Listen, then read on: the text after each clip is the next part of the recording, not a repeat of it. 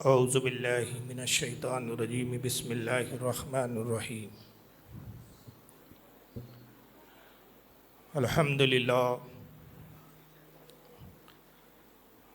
للہ رب العالمین والعاقبۃ للمتقین والصلاة والسلام علی من کان نبی آدم بین الماء والطین۔ قال اللہ تبارک و تعالی فی القرآن المجید والفرقان الحمید انا اکرمکم عند اللہ اتقاکم ان اللہ علیم خبیر۔ صدق اللہ العظیم، صدق صادق المصدوق، علیہ الصلاۃ والتسلیم۔ ان اللہ وملائکتہ یصلون علی النبی یا ایہا الذین آمنوا صلوا علیہ وسلموا تسلیما۔ اللہم صلی علی سیدنا مولانا شفیعنا وحبیبنا وطبیبنا ونبینا ومولانا محمد وعلی آلہ واصحابہ واہل بیتہ وذریاتہ وبارک وسلم۔ صلاۃ وسلام علیک یا رسول اللہ صلی اللہ تعالی علیہ وسلم۔ محرم الحرام کی 10 روزہ مجالس جس کی آج کی پہلی نشست ہے اور اس میں ہم سب یہاں پر شریک ہیں۔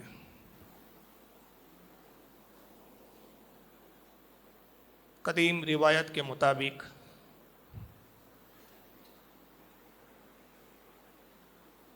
جو شہر ناگپور میں خصوصیت کے ساتھ جاری و ساری اور رائج ہے، اسی روایت کا ایک حصہ ہم بھی ہے، اور وہ روایت یہ ہے کہ ذکر شہداء نے کرب و بلا محرم الحرام میں خصوصیت کے ساتھ فضائل اہل بیت کا ذکر اور بیان کرنا اہل سنت و جماعت میں یہ صدیوں سے روایت چلے آ رہی ہے، لیکن جہاں تک ناگپور کا تعلق ہے، ایک روزہ 2 روزہ مختلف علاقوں میں پروگرامات ہوتے تھے، لیکن مسلسل 10 روز پروگرام کرنے کی یہ تاریخ اور اس کی بنیاد رکھنے والی پہلی ذات و شخصیت جن کا تعلق اسی مسجد سے تھا، 50 سال سے زائد، نصف صدی سے زائد اسی مسجد میں انہوں نے اپنی خدمات انجام دی، دین و سنت کی خدمت کی، ہم سب کے ہر دل عزیز اور ہم سب کے چہیتے، جن سے میری مراد خطیب ذیشان مورخ دورہ حضرت علامہ مولانا عبدالرشید خان قلندر علیہ رحمہ ناگپور کی سرزمین پر 10 روزہ محرم الحرام کی مجالسوں کا اہتمام کرنا، اس کی بنیاد انہوں نے رکھی، اور پھر اس سلسلے کو الحمدللہ میں نے آگے بڑھایا۔ بالدہ پوری کی سرزمین پر ہم نے پھر اس کی ابتدا کی، اور سرکار تاج الاولیاء کی نسبت سے الحمدللہ ثم الحمدللہ یہ میرا 26واں سال ہے، یعنی کہ پاؤ صدی گزر گئی ذکر حسین کرنے میں، اور اللہ نے چاہا تو آگے کی عمر بھی اسی طرح گزر جائے گی۔ یہ 26واں سال ہے، اور اس مسجد میں یہ دوسری مرتبہ میری حاضری ہے۔ حالانکہ ترتیب کے اعتبار سے یہ پروگرام کل سے شروع ہو جانے چاہیے تھے، لیکن ایک تو چاند کی شہادت کو لے کر تھوڑی سی گہمہ گہمی رہی، اور دوسرا سب سے بڑا جو مسئلہ پیش آیا ہمارے لیے کہ اس پروگرام کے جو روح رواں تھے، بلکہ ہے، اور زیادہ تر ذمہ داریاں وہی نبھاتے تھے، جس سے میری مراد ہمارے محترم عزیز جناب سید عمران صاحب، پرسوں کے دن اچانک ان کو ہارٹ اٹیک ہو گیا،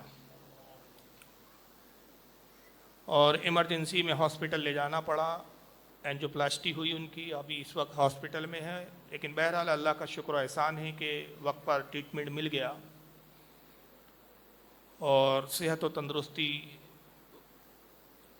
उनके लिए दोबारा मैसर आ गई। और उम्मीद है कि इंशाअल्लाह कल हॉस्पिटल से डिस्चार्ज हो जाएगा तो शायद कल इस बज़्म में वो शरीक रहेंगे। लेकिन अचानक ये वाक़या पेश आने की वजह से प्रोग्राम एक दिन की ताख़ीर से हुआ और फिर थोड़ा सा मामला भी डिस्टर्बेंस रहा। मैं अल्लाह की बारगाह में अपने इन तमाम मोहसिनीन के लिए दुआ करता हूँ कि खालिक कायनात हमारे जिन अहबाब ने, जिन दोस्तों ने इस बज़्म को सजाया, आरास्ता किया और मुसलसल 25 साल से ये सिलसिला चला रहे हैं, उन सब के लिए मैं दुआ गो हूँ कि अल्लाह ताला हमारे इन अहबाब अहले सुन्नत की उम्र में, इल्म में, रिस्क में, दीनी और दुनियावी मामलात में बरकत और तरक्की अता फरमाए।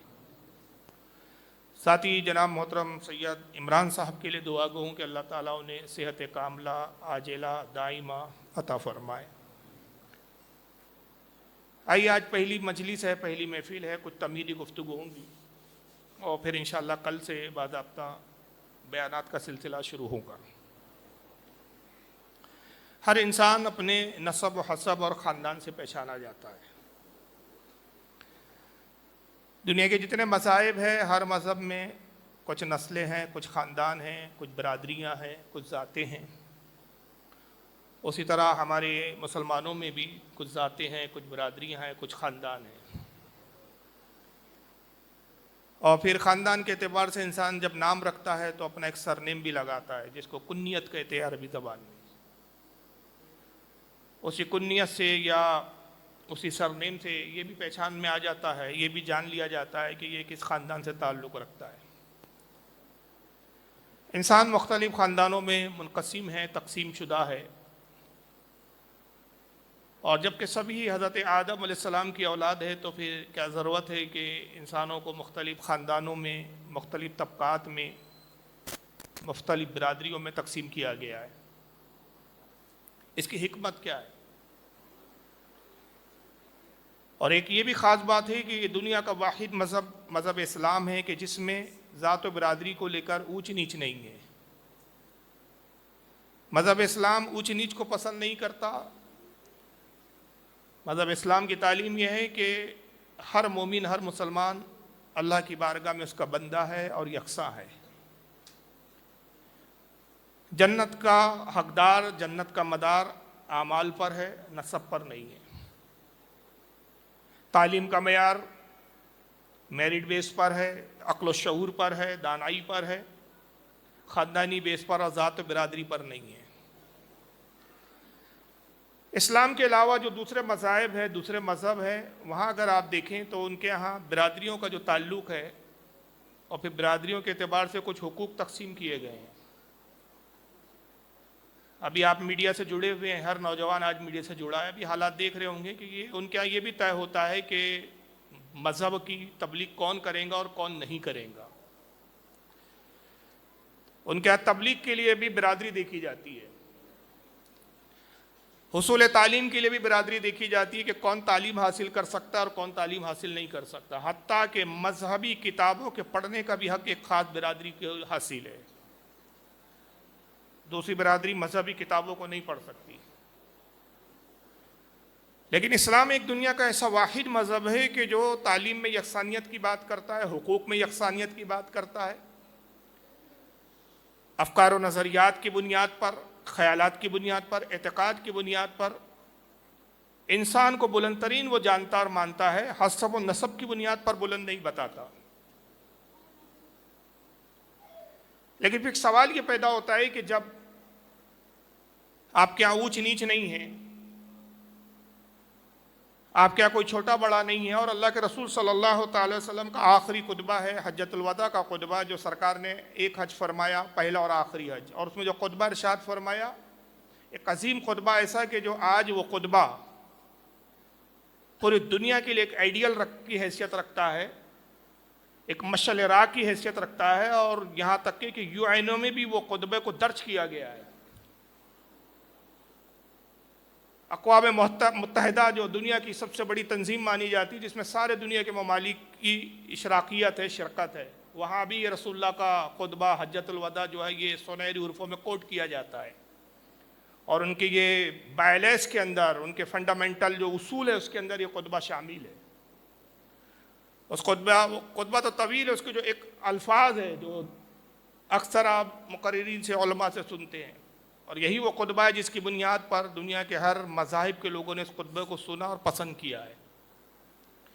خطبے کے الفاظ یہ کہ آقا نے فرمایا کہ لوگوں آگاہ ہو جاؤ، تم میں سے کسی اجمی کو عربی پر فضیلت حاصل نہیں، کسی عرب کو عجم پر فضیلت حاصل نہیں۔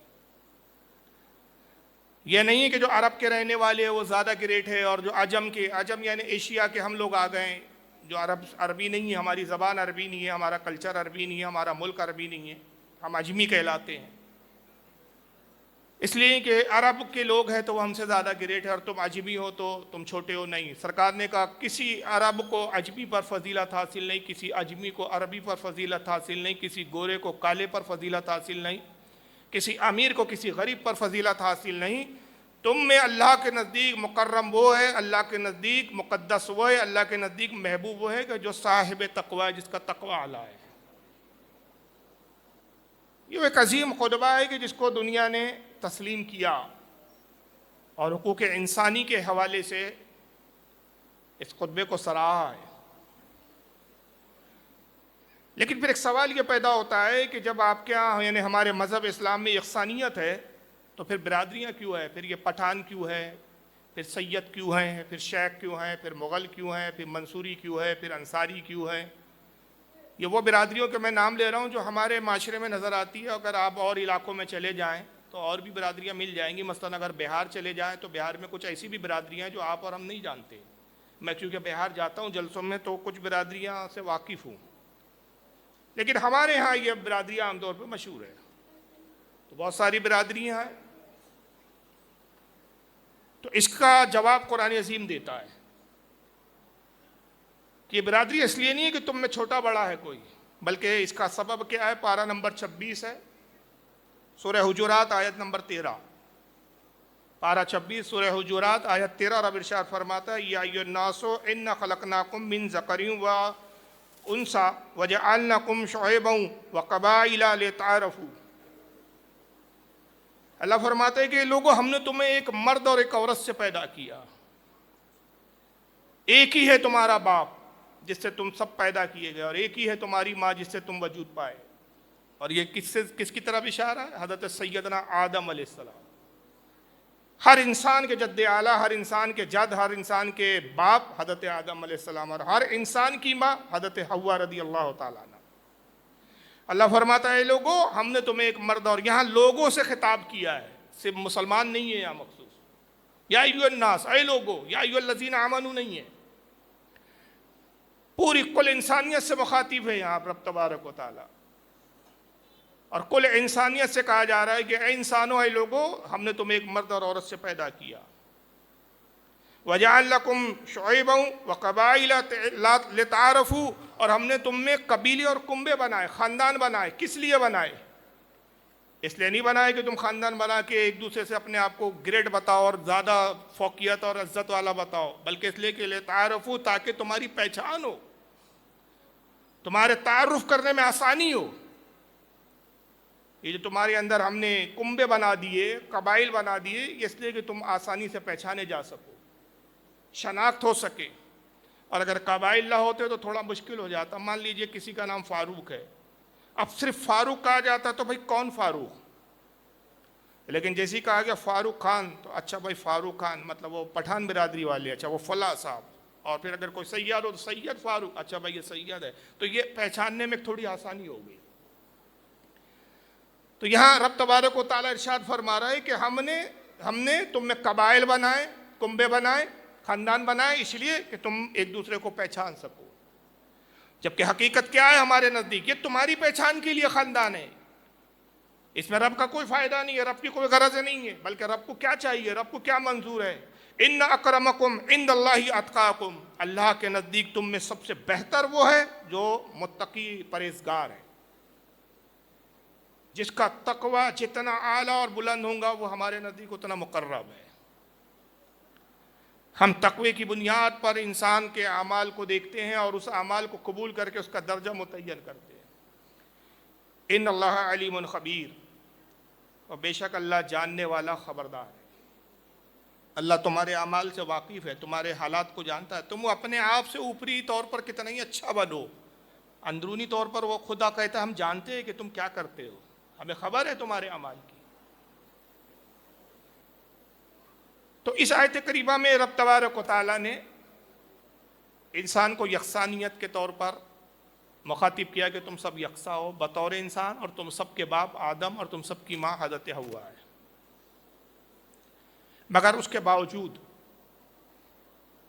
ایک ایسا خاندان ضرور ہے کہ جو قابل تعظیم ہے ہمارے تمام دوسری برادری اور دوسرے خاندان کے مقابلے میں، قابل تعظیم اور قابل عزت ہے، عزت کا حقدار ہے وہ کہ اس کو ہم عزت دیں، اس خاندان کو حق پہنچتا ہے کہ وہ عزت دار کہلائیں، اور وہ خاندان ہے نبی پاک صلی اللہ تعالی علیہ وسلم کا خاندان۔ سبب یہ ہے کہ آقا صلی اللہ علیہ وسلم کا تمام انسانیت پر احسان ہے، لہذا جب حضور کا احسان ہے تو حضور کے ہر بچے کا احسان بھی امت کو تسلیم کر رہا ہے کہ اسی درخت کا پھول ہے، یہ اسی درخت کی شاخ ہے کہ جس درخت نے تمام انسانیت کو سینچا ہے اور تمام انسانیت کو سایہ فراہم کیا ہے۔ یہ رسول اللہ کی نسبت کی بنیاد پر وہ قابل تعظیم ہے، ورنہ ہمارے ہاں نیچ اور اونچ نہیں ہے کہ یہ نیچ ہے اور وہ اونچے ہیں۔ ان کا قابل تعظیم ہونا یہ نہیں کہلاتا کہ آپ نچلی ذات کے، نہیں، نبی کا خود ہے اس لیے قابل عزت ہے، اور اس میں بھی آپ کے لیے فخر ہے، آپ کے لیے اس میں عزت ہے کہ آپ نبی کے خاندان کی معرفت رکھتے ہیں اور ان کی تعظیم بجا لاتے ہیں، اس میں آپ کی بھی عزت ہے۔ اب یہ سوال پیدا ہوتا ہے کہ نبی کے خاندان کو، نبی کے گھر والوں کو کہتے کیا ہے اصطلاح میں؟ یہ ایک مخصوص لفظ ہے کہ جب یہ لفظ استعمال ہوتا ہے تو سمجھ میں آ جاتا ہے کہ یہاں صرف رسول اللہ کے خاندان کی بات ہو رہی ہے، یا دوسرے خاندان کٹ ہو گئے، اور وہ لفظ ہے اہل بیت۔ حالانکہ لفظی معنی دیکھیں، اہل یعنی والے، بیت یعنی گھر، گھر والے۔ اب یہ تو ایک لفظ، اس میں تو کوئی وضاحت نہیں ہے کہ کس کے گھر والے، بھائی فاروق رضوی کے گھر والے، سید قمر کے گھر والے، شیخ ارشاد کے گھر والے، کس کے گھر والے؟ نہیں بھائی، گھر والے۔ لیکن یہ اصطلاح ایک ایسی مشہور ہے، ایک ایسی معروف ہے کہ مسلمان کا ہر بچہ جانتا ہے، ہر اہل علم اور ہر غیر اہل علم یہ جانتا ہے کہ جب لفظ اہل بیت بولا جاتا ہے تو اس سے مراد صرف رسول اللہ صلی اللہ علیہ وسلم کے گھر والے ہوتے ہیں، اور اس لیے ہوتے کہ یہ گھر ہے تو سب کے گھر سلامت ہے، یہ گھر نہ ہوتا تو کوئی گھر نہ ہوتا، اور کوئی گھر نہ ہوتا تو کسی کے گھر والے نہ ہوتے۔ کل انسانیت پر اس گھر کے افراد کا احسان ہے۔ اب اہل بیت میں کون کون شامل ہے؟ کن لوگوں کو اہل بیت کہا جاتا ہے؟ تو علماء فرماتے ہیں کہ اس کے لیے دو چیزیں لازمی ہیں۔ ایک یہ کہ اہل ایمان ہونا، نبی کے گھر والے ہونے کے باوجود بھی ایمان شرط ہے، ایمان کے بغیر کچھ بھی نہیں ہے۔ ایمان ہے تو سب کچھ ہے، ایمان نہیں ہے تو کوئی عظمت نہیں، کوئی شوکت نہیں، کوئی شان نہیں، کوئی عزت نہیں۔ حضور صلی اللہ علیہ وسلم کے وہ چچا جو ایمان نہیں لائے، حضور کے چچا تھے، سگے تھے، خون کا رشتہ تھا، مگر ایمان نہیں لائے، حضور کے گھر والے اور اہل بیت نہیں کہلاتے۔ ابو لہب، قرآن مذمت کرتا ہے، تبت یدا ابی لہب و تب، ٹوٹ جائے ابو لہب کے ہاتھ، اور اس کے ہاتھ ٹوٹ ہی گئے۔ سگا چچا ہے لیکن قرآن اس کی مذمت بیان کر رہا ہے، جہنم میں اس کے عذاب کا ذکر کر رہا ہے کہ شدید عذاب میں ہے وہ۔ تو یہاں پہلی شرط یہ ہے کہ نبی کے گھر والے وہ کہ جو رسول کے خاندان سے ہو لیکن صاحب ایمان بھی ہو۔ اور پھر ان میں کون لوگ ہیں جو اہل بیت میں ہیں؟ حضور صلی اللہ علیہ وسلم کے چچا حضرت عباس کی اولاد، سب اہل بیت میں ہیں۔ یاد رکھیے، آج کل بہت دھوکے دیے جا رہے ہیں. اس سال میں نے کچھ ایسے موضوعات اور ایسے گوشوں کا انتخاب کیا ہے کہ جس کا جاننا ہم اہل سنت کے لیے بہت ضروری ہے, اور جب ہماری معلومات کم ہوتی ہے ہم کسی بھی باطل فرقے کی کسی بھی بکواس کو صحیح مان کر اس کے افکار و نظریات کو قبول کر لیتے ہیں اور گمراہ ہو جاتے ہیں. اہل بیت میں رسول اللہ کے چچا بھی ہے. چچا میں کون؟ حضرت عباس ایمان لائے اہل بیت میں. حضرت حمزہ ایمان لائے اہل بیت میں. حضرت عباس کی جو اولادیں ہیں وہ بھی اہل بیت میں ہیں. اس کے بعد حضرت مولا کائنات علی مرتضیٰ مولا علی اہل بیت میں ہیں. اور حضرت علی کی پھر جتنی اولادیں ہیں سب اہل بیت میں ہیں, چاہے وہ سیدہ خاتون جنت سیدہ فاطمہ رضی اللہ تعالیٰ عنہ کی نسل سے ہو, یا مولا علی نے جو دوسرے نکاح فرمائے اور جو ان سے اولادیں ہی, اگرچہ ان کو علوی کہا. میں اس کی وضاحت کروں گا کہ علوی اور سید لفظ میں کیا فرق ہوتا ہے, لیکن وہ بھی اہل بیت میں. علی کی اولادیں جو دوسری ازواج سے ہوئی, دوسری بیویوں سے ہوئی, ان کی اولادیں بھی اہل بیت میں. حضرت مولا علی کے بھائی حضرت عقیل ایمان لائے, ان کی اولادیں بھی اہل بیت میں, وہ بھی اہل بیت میں, ان کی اولادیں بھی اہل بیت. حضرت جعفر ابن ابی طالب حضرت مولا علی کے دوسرے بھائی, یہ بھی اہل بیت میں ہیں. نبی پاک صلی اللہ علیہ وسلم کی خود اپنی اولادیں حضرت ام کلثوم حضرت زینب یہ سرکار کی بیٹیاں ہیں. حضرت رقیہ, حضرت محسن بچپن میں انتقال ہو گیا, حضرت قاسم بچپن میں انتقال ہو گیا, یہ بھی اہل بیت میں. اور نبی پاک صلی اللہ علیہ وسلم کی ازواج محترات آپ کی بیویاں بھی اہل بیت میں, چاہے وہ کسی بھی حسب و نسب سے تعلق رکھتی ہو, لیکن نبی کے نکاح میں آ گئی گھر والی ہو گئی. ارے گھر والی ہوں گی تو گھر والے ہوں گے, گھر والی ہی نہ ہو تو گھر والے کہاں سے ہوں گے؟ گھر والوں کے لیے تو سب سے پہلے گھر والی چاہیے. ایک عجیب بات ہے کہ ایک ایسا طبقہ ہے کہ جو حضرت ختیجہ حضور کی بیوی ہے ان کو اہل بیت میں شامل کرتا ہے, حضرت عائشہ کو چھوڑ دیتا ہے. ارے بھائی بیوی ہونے میں تو دونوں برابر ہے. ام سلمہ کو اہل بیت میں لیتا, نبی کی بیوی حضرت حفصہ کو خارج کر دیتا. جیسے ان کے گھر کی کھیتی ہے, جس کو چاہے اہل بیت میں رکھیں گے, جس کو چاہیں گے باہر کر دیں گے. تو مرضی ان کی نہیں چلیں گی, مرضی اللہ رسول کی چلے گی. جب اللہ رسول نے فرمایا کہ جو نبی کی میری اولادیں ہیں, جو ان کی ازواج ہے, سب اہل بیت میں, یہ سب اہل بیت ہے. لیکن ان میں پھر ایک خاص اصطلاح استعمال ہوتی ہے سید. جب لفظ سید استعمال ہوتا ہے تو ہم سمجھ لیتے ہیں کہ بھائی یہ نبی کے خاندان سے اس کا تعلق ہے. یہ لفظ استعمال کب سے شروع ہوا؟ اور دوسرا سوال یہ پیدا ہوتا ہے کہ خاندان رسول کو سید کب سے کہا گیا؟ سید عربی زبان کا لفظ ہے جس کے معنی ہوتے ہیں سردار. جب آپ کہتے ہیں سید یعنی ہمارے سردار, ایک معنی ہوتے ہیں ہمارے آقا, آقا بھی معنی ہوتے ہیں. اور یہ لفظ سید دو اعتبار سے استعمال ہوتا ہے. ایک خاندان رسول کے لیے بھی لفظ استعمال ہوتا ہے, اور ایک ایسی بزرگ شخصیتوں کے لیے بھی استعمال ہوتا ہے جو اگرچہ سید نہیں ہیں مگر سیدی کہہ کر جب مخاطب کیا جاتا ہے تو وہاں معنی رسول کے خاندان کے نہیں, ان کی عظمت, ان کے کام, ان کے کارناموں کی بنیاد پر یہ ہمارے سردار ہے. جیسے ہم کہتے ہیں سیدی اعلیٰ حضرت پر لاکھوں سلام. لوگ کہتے ہیں بھئی یہ تو سید نہیں, یہ تو پٹھان ہے. تو آپ کو پتہ ہی نہیں ہے جناب کہ یہ سید نسب کے اعتبار سے نہیں کہا جا رہا ہے, ان کی عظمت کے اعتبار سے کہا جا رہا ہے. اور بھی بزرگوں کو سیدی کہا جاتا تھا. عرب میں جب بھی لفظ سید استعمال ہوتا تھا تو صرف خاندان نبوت کے لیے نہیں, بلکہ اگر کسی کو سردار کہنا ہو, آقا کہنا ہو, اپنا ماور بلجا کہنا ہو, اس کو تعظیم و عزت دینا, اس کو بھی سید کہا جاتا تھا. اور اگر تاریخ کا آپ جائزہ لیں گے تو سب سے پہلے آپ کو معلوم ہونا چاہیے کہ خاندان بنو ہاشم سرکار کا جو خاندان ہے, اور یہ جو ایمان لائے ان میں جو رسول کے خاندان والے اہل بیت ہے, ان کو سید نہیں کہا جاتا تھا بلکہ ان کو کہا جاتا تھا شریف. سید کی اصطلاح استعمال نہیں ہوتی تھی اس وقت. سید سردار کے معنی میں استعمال ہوتا تھا. جب کسی کو سردار کہا جاتا تھا وہ اس کو سید کہا جاتا تھا. کسی بھی قبیلے کا سردار ہو اس کو سید کہا جاتا تھا. لیکن رسول اللہ صلی اللہ علیہ وسلم کے خاندان کے جو افراد ہوتے تھے ان کو کہا جاتا تھا شریف. جب شریف کہا جاتا تو سمجھ لیا جاتا تھا کہ ان کو شریف کہا گیا تو اس کا مطلب یہ رسول اللہ کے خاندان سے تعلق رکھتے. میں اگزامپل دے رہا ہوں, سید قمر صاحب ہمارے دوست عزیز بیٹھے سید ہے. اب ہمارے ہندوستان میں بھی ان کو سید قمر الدین کہتے ہیں. عرب میں اگر کہا جائے گا تو ان کو کہا جائے گا محمد قمر الدین شریف. جب شریف کہا تو سمجھ میں آیا اچھا سید ہے یہ غیر سید کے لیے شریف لفظ استعمال نہیں ہوتا تھا. پھر یہ سید لفظ کیسے آیا؟ اور یہ سید شریف جو ہے یہ حضرت عباس کی اولاد کے لیے بھی استعمال ہوتا تھا, حضرت عقیل کی اولادوں کے لیے بھی استعمال ہوتا تھا, حضرت جعفر کی اولادوں کے لیے بھی استعمال ہوتا تھا, اور یہاں تک کہ حضرت مولا علی کی جو دوسری ازواج سے اولادیں پیدا ہوئی ان کے لیے بھی استعمال ہوتا تھا. سیدہ خاتون جنت کی جو اولادیں, امام حسن سے جو اولادیں چلی, ان کو بھی شریف کہا جاتا تھا.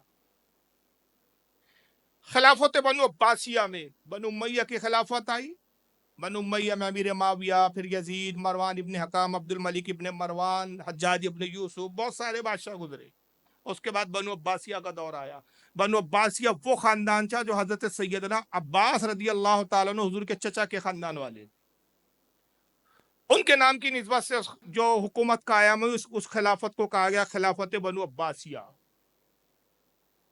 ان کے زمانے میں شیعوں کا ایک ٹولہ اٹھا, اور افریقہ کا ایک علاقہ تھا قیروان,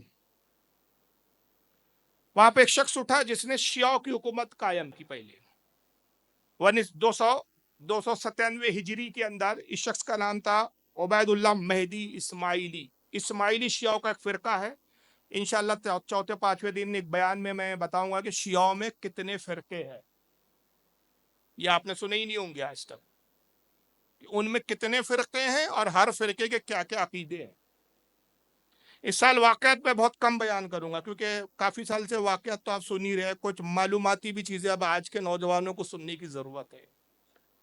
اور میرے بیانات کے جو اصل مخاطب ہوتا ہے یہ مجمع سے زیادہ انٹرنیٹ کی دنیا میں جو سننے والا طبقہ ہوتا ہے وہ زیادہ میرا مخاطب ہوتا ہے.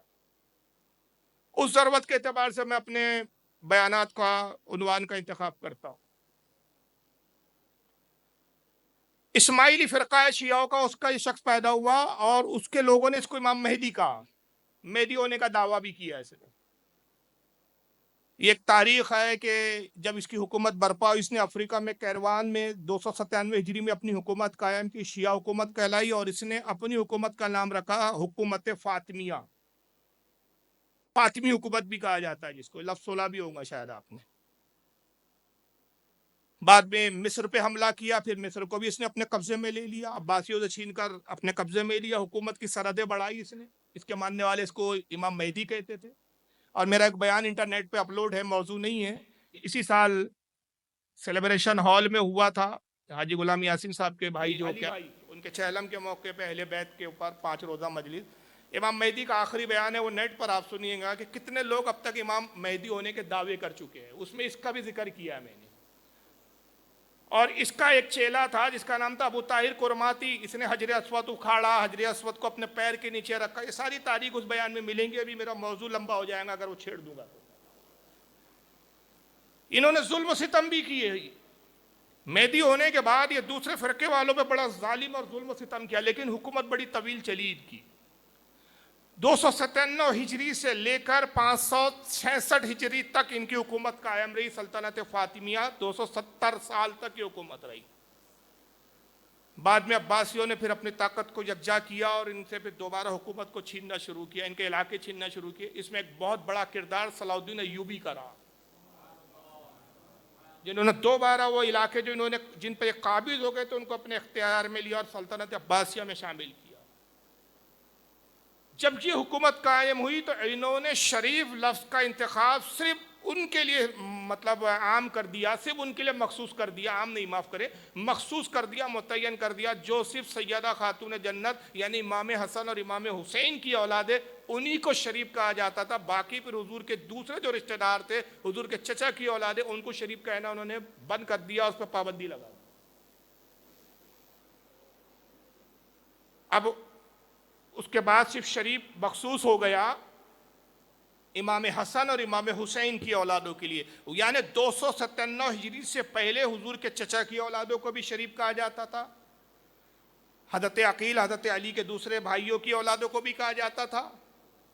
لیکن یہ عبید اللہ مہدی اسماعیلی یہ پہلا شخص ہے جس نے اس پر پابندی لگائی اور صرف شریف لفظ متعین کیا کہ صرف امام حسن اور امام حسین کی اولادوں کے لیے کہا جائے گا. تو پھر ہمارے علماء نے اس کے بعد ایک اضافہ کیا, اور اس کو امام جلالالدین سیوطی رحمۃ اللہ علیہ نے الحاوی للفتاوی ان کی کتاب ہے، جلد نمبر 2 صفحہ 32 پر، اور امام ابن حجر المکی الحیثمی الشافعی نے اپنی کتاب فتاوی حدیثیہ صفحہ 351 پر نقل کیا ہے، جو تفصیلات بتا رہا ہوں۔ پھر ہمارے علماء نے یہ کیا کہ انہوں نے دیکھا کہ بھائی شریف تو انہوں نے متعین کر دیا ہے، تو ایسا کیا جائے کہ جو رسول اللہ کے دیگر افراد کے جو خاندان سے تعلق رکھتے ہیں، یعنی حضور کے چچا اور حضرت عقیل وغیرہ کی اولادیں، ان کو تو شریف کہا جائے، لیکن امام حسن اور امام حسین کی جو اولادیں ہیں ان کی پہچان کے لیے خاص لفظ استعمال کیا جائے کہ جب وہ لفظ استعمال ہو تو متعین ہو جائے کہ اس سے مراد صرف وہی ہم بات کر رہے ہیں رسول کے خاندان کے ان افراد کی جو حضرت امام حسن اور امام حسین کی اولادیں، اور وہ لفظ تھا سید۔ یعنی گویا کہ 297 ہجری اور 266 ہجری کے درمیان میں یہ لفظ سید پھر استعمال شروع ہوا۔ اس سے پہلے خاندان اہل بیت کے لیے لفظ سید استعمال نہیں ہوتا، اور وہاں سے لفظ سید کی اصطلاح چلی، اور آج جب سید بولا جاتا ہے تو سمجھ میں آ جاتا ہے کہ سید سے مراد یہ وہ شخص ہے جس کا تعلق رسول اللہ کے خاندان سے ہے، حضور کے کنبے سے ہے۔ سیدوں کی فضیلت تو بہت ہے، سبھی جانتے ہیں۔ اگر ان کے فضائل پر بات کریں، 26 سال سے ہم بات کر رہے ہیں، لیکن موضوع تشنا ہے، زندگیاں کھپ جائیں گی، لیکن اہل بیت کی اور سید سادات کی فضائل کے ذکر کا حق نہیں ادا ہو سکتا۔ اگرچہ ایک قرآن کا انتخاب کریں تو ہم اپنے علم کے اعتبار سے اس کی تشریحات کریں گے، اس کی شرح کریں گے، اس کی تفسیر کریں گے، لیکن عند اللہ اس کی حقیقی مراد معنی کیا ہے وہ تو اللہ ہی بہتر جانتا ہے۔ تو جب اللہ ہی بہتر جانتا ہے تو پھر ہم اس خاندان کو بھی بہتر طور پہ جانتے نہیں ہیں۔ جو کچھ جانتے ہیں وہ ہم اپنے علم کے اعتبار سے جانتے ہیں، مگر جتنا بھی جانتے ہیں وہ جاننے کے بعد تو عقل حیران ہو جاتی ہے کہ اللہ تعالیٰ نے کیا عظمت دی ہے اس خاندان کو۔ پارہ نمبر 22 سورہ احزاب آیت 33 میں رب اس نبی کے خاندان والوں کی تعریف بیان کرتے ہوئے ارشاد فرماتا ہے، انما یرید اللہ لیذھب عنکم الرجس اہل البیت یطہرکم تطہیرا۔ اے نبی کے گھر والوں، اللہ تو تم سے یہ چاہتا ہے کہ ہر ناپاکی کو تم سے دور کر دے اور تم کو خوب صاف ستھرا بنا دے۔ یہ فضیلت بتا کے ظاہر کیا گیا کہ رسول اللہ کا یہ خاندان اتنا عظیم خاندان ہے کہ اس سے ہر ناپاکی کو ہم نے دور کر دیا۔ کون سی ناپاکی؟ شرک کی ناپاکی کو اس سے ہم نے دور کر دیا ہے، کفر کی ناپاکی، نفاق کی ناپاکی، منافقت کی ناپاکی، گناہوں کی ناآلودگی، ہر چیز سے ہم نے اس خاندان کو پاک کر دیا ہے۔ اور پھر آقا صلی اللہ علیہ وسلم فضیلت بیان کرتے کہ میرے خاندان کی عظمت کیا ہے۔ یاد رکھیے جتنے خاندان ہیں، جتنے رشتہ داریاں ہیں، سب کا تعلق دنیا تک۔ یہ ہمارے والد صاحب بیٹھے ہیں، یہ میرے لیے اعجاز ہے کہ ایک وقت یہ آیا کہ باپ بیٹی کی گل پوشی کر رہا ہے۔ سعادت ہے یہ بھی، اس میں میرا کمال نہیں ہے، کمال انہی کا ہے۔ وہ نہ ہوتے تو میرا وجود نہ ہوتا۔ لیکن باپ بیٹے کا رشتہ کب تک ہے؟ دنیا تک۔ انتقال ہو گیا، آخرت میں رشتہ ختم۔ نفسا نفسی، باپ بیٹے کو نہیں پہچانے گا، بیٹا باپ کو نہیں پہچانے گا۔ سنتے آ رہے ہیں نا، غلط تو نہیں کہہ رہا ہوں۔ بیٹا باپ کا رشتہ نہیں، بیٹی باپ کا رشتہ نہیں، سارے رشتے یہی ہیں۔ چچا بھتیجے کا رشتہ یہاں، ماموں بھانجے کا رشتہ یہاں۔ دنیا سے گزرے اس عالم میں پہنچے، سارے رشتے ختم۔ مگر نبی کا خاندان وہ ہے۔ حضرت سیدنا فاروق اعظم حضرت عمر ابن خطاب روایت کرتے ہیں، ان عمر ابن الخطاب رضی اللہ تعالیٰ عنہ یقول و سمعت رسول اللہ صلی اللہ علیہ وسلم یقول، حضرت عمر ابن خطاب امیر المومنین فرماتے میں نے رسول اللہ صلی اللہ علیہ وسلم کو کہتے ہوئے سنا، کل سببین و نسبین یوم القیامتی منقطعی الا سببی و نسبی، سارے خاندان اور سارے حسب نسب یہی ختم ہو جائیں گے سوائے میرے اور حسب نسب کے۔ قیامت میں میرا ہی نسب ہوگا جو باقی اور قائم رہے گا۔ دنیا میں جو میرا بیٹا ہے وہ قیامت کے بعد بھی میرا بیٹا ہے، قیامت میں بھی بیٹا ہے۔ جو میری دنیا میں بیٹی ہے وہاں بھی میری بیٹی ہے، جو دنیا میں میرا نواز ہے وہاں بھی میرا نواز ہے، جو دنیا میں میری بیوی ہے آخرت میں بھی میری بیوی ہوگی۔ صرف رسول اللہ کا واحد خاندان، اس کے علاوہ کسی خاندان کو یہ عظمت حاصل نہیں۔ اور اس کو امام ابن سعد نے، بہت بڑے محدث گزرے، محمد ابن سعد الطبقات الکبریٰ ان کی کتاب ہے، جلد 10 صفحہ 430 پر لکھا ہے۔ اس کو امام بزار نے مستدل بزار، یہ جو میں نام لیتا ہوں شاید بھلا آپ نہ جانتے ہو، لیکن یہ علمی دنیا میں یہ بتانا ضروری ہوتا ہے۔ دنیا میں ایک ایسے بھی لوگ ہیں جو کتابوں کو پڑھتے ہیں، جانتے ہیں، تحقیق کرتے ہیں، ایک دوسرے کی بات کو کراس کرتے ہیں، بھائی تم نے یہ بات کہاں سے بولی، حوالہ نہیں ہے، یہ نہیں ہے، جو کتابوں کی دنیا سے تعلق رکھتے ہو جانتے ہیں کہ یہ کن شخصیتوں کے میں نام لے رہا ہوں، یہ ایک ایسی نام ہے لینے میں ایک سیکنڈ بھی نہیں لگ رہا ہے۔ مستد البزار امام بزار نے لکھا، محمد بن سعد نے لکھا، امام طبرانی نے لکھا، میں بول کے گزر گیا، آپ نے کہا پتہ نہیں کون تھے، مگر یہ ایسے کہ ایک صدیوں میں ایک پیدا ہوئے ہیں۔ ہزاروں سال نرگس اپنی بے نوری پر روتی ہیں، بڑی مشکل سے ہوتا ہے چمن میں دیدہ ور پیدا۔ یہ وہ ہیں جو ایک صدی پر جن کے کام حاوی اپنے اپنے وقت کے امام ہیں، جنہوں نے اس دین کے تحفظ کے لیے محنت و مشقتیں کر کے جلدوں کی جلدوں میں حدیثوں کو جمع کیا۔ ایک حدیث کو جمع کرنے اور لکھنے کے لیے 15 دن کے اونٹ اور گھوڑوں کے سفر کیے جن لوگوں نے۔ یہ ہم ان کے حوالوں کی بات کر رہے ہیں کہ ان لوگوں سے یہ چیزیں ہم تک پہنچی ہے۔ اس کو ابن سعد نے لکھا، پھر میں آگے کہہ رہا ہوں کہ اس کو امام بزار نے لکھا ہے۔ اچھا، یہ ان کے نام تو کچھ اور ہے، ان کے بڑا لمبے چوڑے نام ہے، لیکن ایک نام ان کی کنیت ہوتی تھی پکارنے کی۔ بزار کہتے کپڑے بیچنے والے کو، کپڑے بیچتے تھے تو کپڑے بھی بیچتے تھے، یعنی اس زمانے کے محدث عالم تجارت بھی کرتے تھے اور علم کی خدمت بھی کرتے تھے، تو پیشے کے اعتبار سے ان کے نام مشہور ہوا تھا، امام بزار کپڑا بیچنے والا۔ مستدل بزار ان کی حدیث کی کتاب ہے، جلد نمبر 1 صفحہ 397، حدیث نمبر 274۔ امام طبرانی نے لکھا اس کو المعجم الکبیر، جلد 3 صفحہ 45، حدیث نمبر 2634۔ امام ابو نعیم نے لکھا حلیۃ الاولیاء، جلد 2 صفحہ 34، حدیث نمبر 1421۔ زمخشری نے لکھا، حالانکہ یہ معتزلی فرقے کا ہے، لیکن بہرحال اس نے بھی لکھا ہے معتزلی کے ہونے کے باوجود۔ زمخشری نے المختصر من کتاب الموفقہ بین اہل البیت والصحابہ، صفحہ نمبر 144۔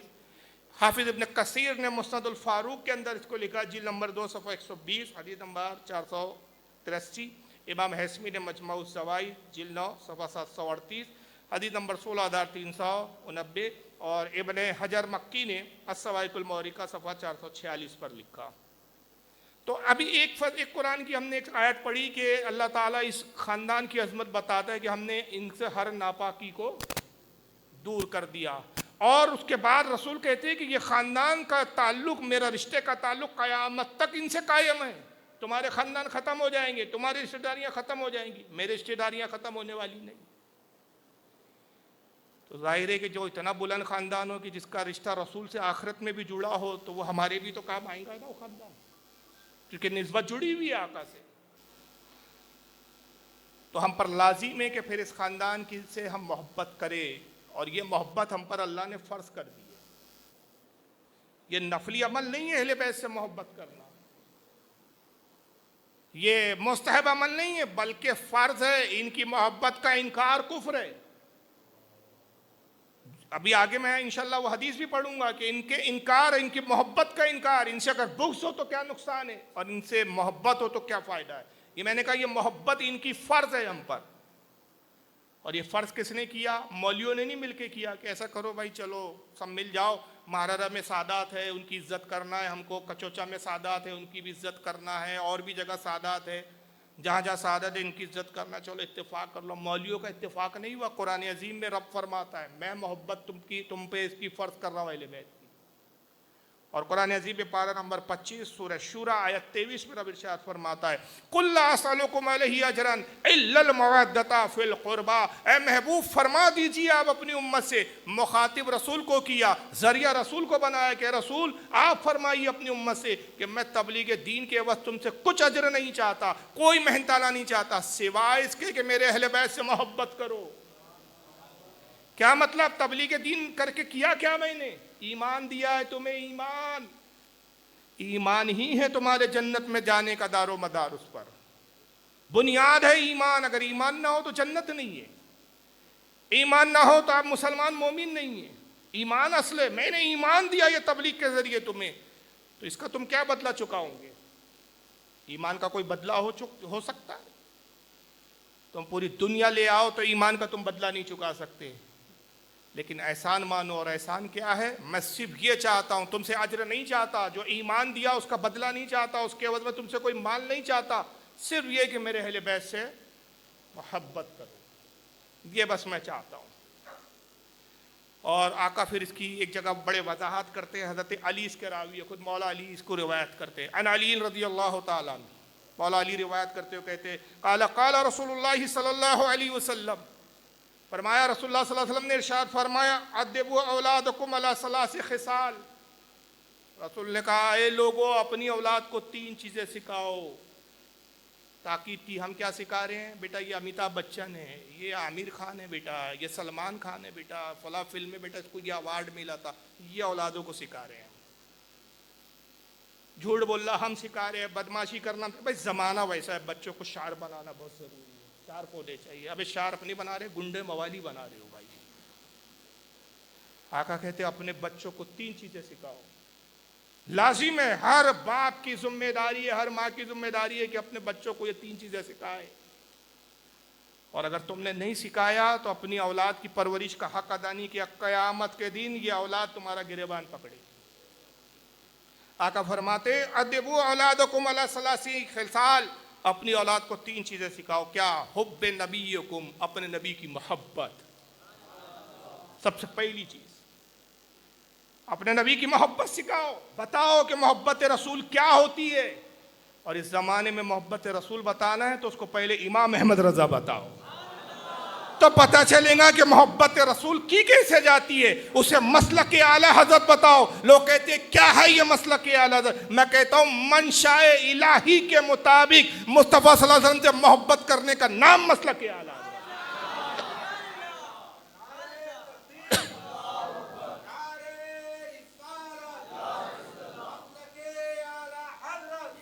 منشاء الہی کے مطابق جیسی محبت اللہ چاہتا ہے ویسی محبت کرنا یہ مسلک اعلیٰ حضرت سکھاتا ہے. اللہ کی سرتاب قدم شان ہے یہ.